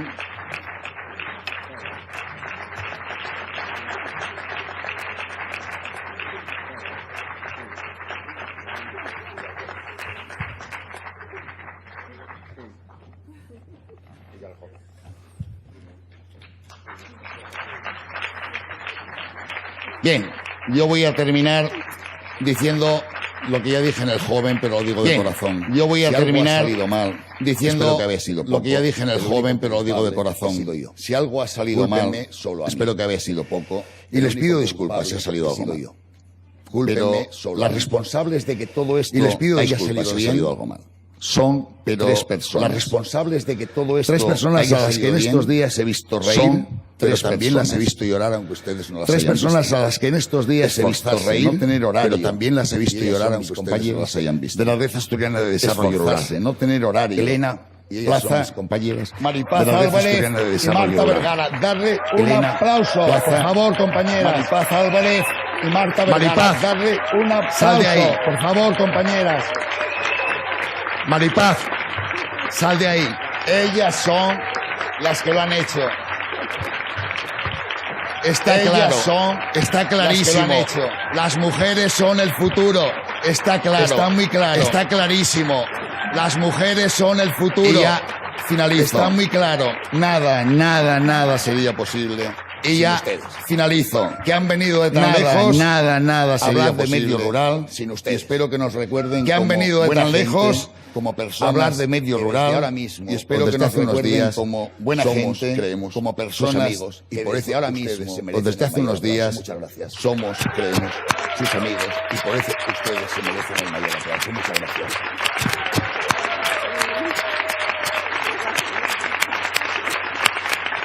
Creo que le toca al consejero. Bien, creo que le toca al consejero. Sí, bajamos ya ahí. Bien. Creo que ya vamos entrando en el momento final. Querido Alejandro, no creo que ya vamos entrando en el momento final. Querido Alejandro, vamos a clausurar. No bajes porque vas a subir ahora. Para algunos es un alivio, así que no. Se lo reconozco. Vamos a clausurar. Me da mucha pena. Para algunos es un alivio. Clausurar nadie mejor. Se lo aseguro. Que nuestro consejero de Desarrollo Rural. Y para clausurar nadie mejor. No es un consejero. Que nuestro consejero, su padre y su madre, fundaron todo el desarrollo rural en nuestro occidente asturiano. Viene su padre y su madre fundaron todo el desarrollo rural en nuestro occidente asturiano. Y les aseguro que es una persona comprometida, no solo con su actitud asturiano, sino y les aseguro que es una persona comprometida con ustedes, no solo con su actitud de desarrollo, sino ejerciendo de rural. Con ustedes, Alejandro Calvo, mi consejero de desarrollo rural.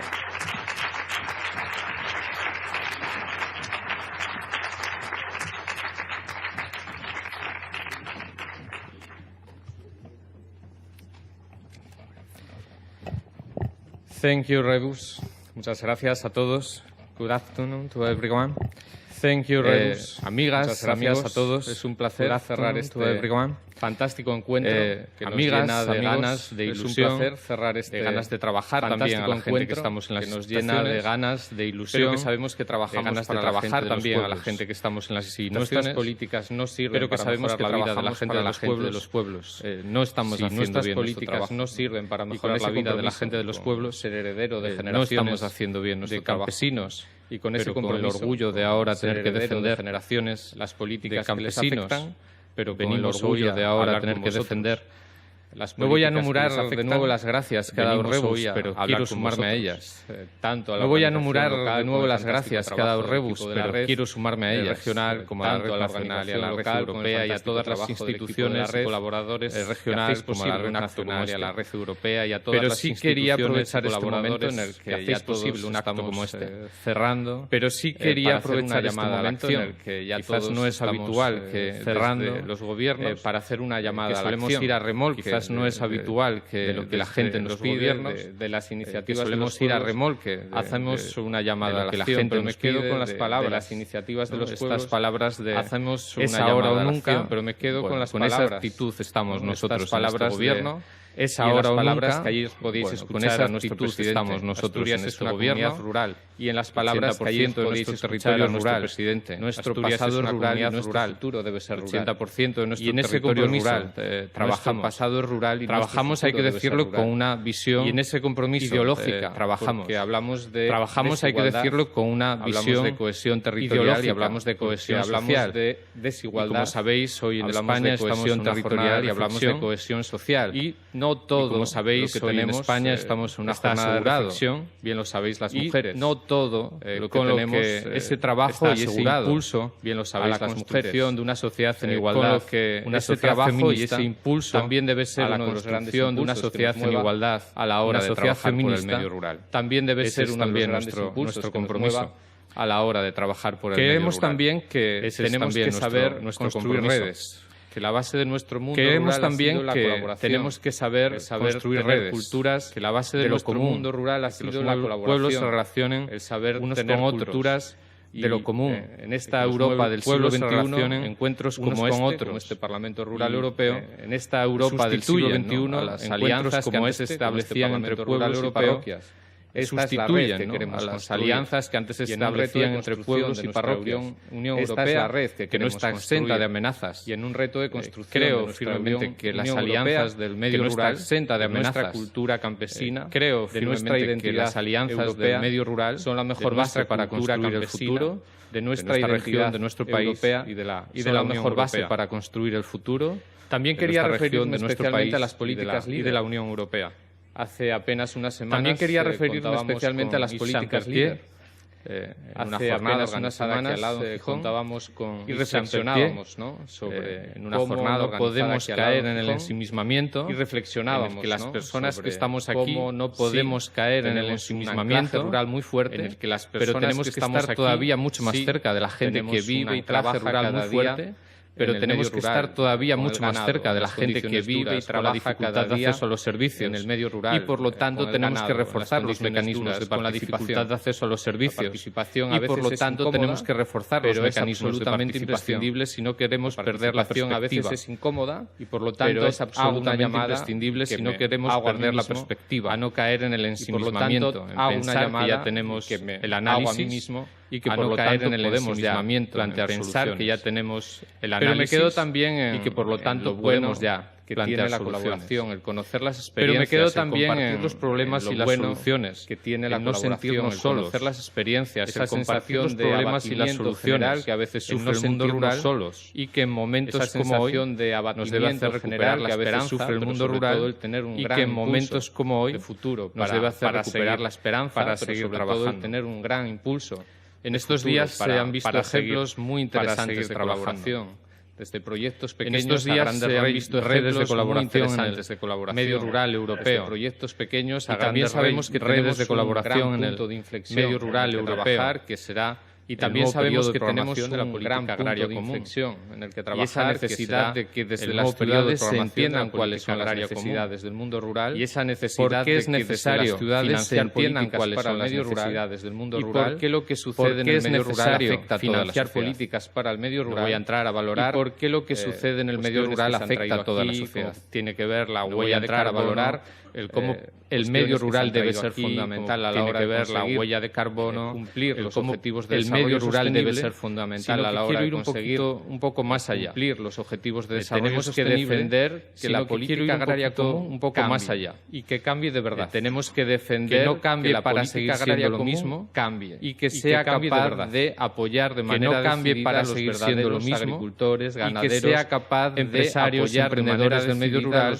que trabajan de manera sostenible y que empresarios y emprendedores del medio rural que trabajan de manera sostenible y en ello estamos trabajando el tejido social del medio rural. Muchas comunidades de toda Europa, en ello estamos trabajando desde Asturias, desde muchas comunidades de toda Europa, y ese va a ser nuestro algo que nos afecta a todos. Tiene que cambiar para no veamos solo las incertidumbres, es algo que nos afecta a todos. Por supuesto, no es la base de todo, sí, debemos tener una buena financiación, el presupuesto, pero sobre todo no es la base de todo, tiene que llegar de manera tener una buena financiación y ser finalista para que construyamos de verdad, tiene que llegar de manera prioritaria para el medio rural y ser finalista para que construyamos de verdad una nueva llegada. Apenas llevamos 3 meses en este gobierno, nuestro mensaje ha sido muy claro. Desde la llegada apenas llevamos 3 meses en este gobierno, nuestro mensaje ha sido muy claro. Para la gente de los pueblos. Nuestro trabajo es estar cerca de la gente de los pueblos y trabajar para la gente de los pueblos. Desde cada uno de los gobiernos planteamos trabajos en red.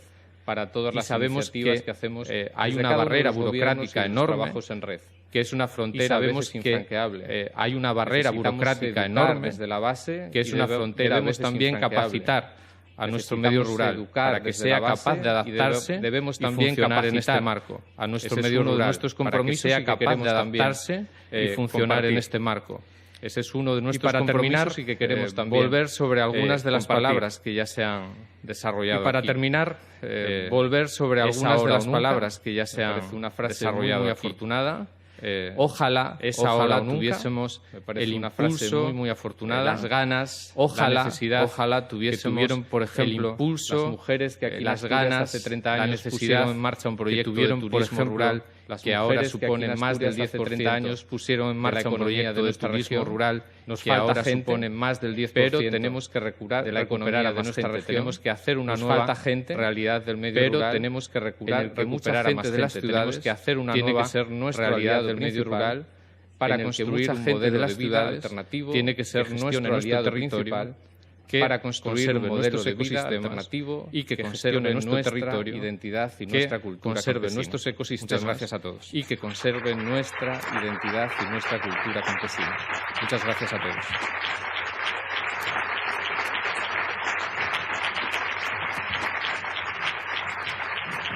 Y ya para finalizar, la banda de gaitas de Candás.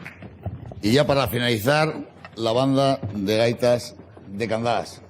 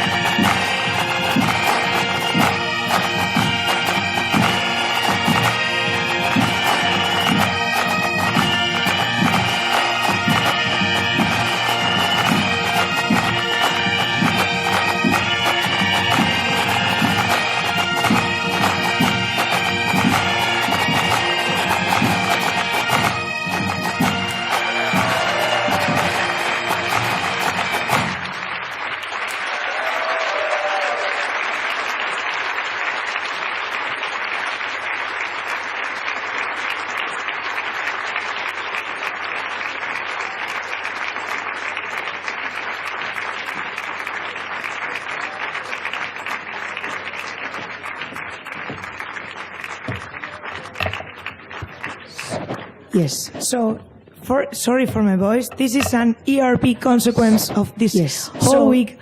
Sorry for my voice. This is an ERP consequence of this whole week. And let's to have lunch. Thank you very much. Last few words. Thank you. And let's to have lunch. Thank you very much.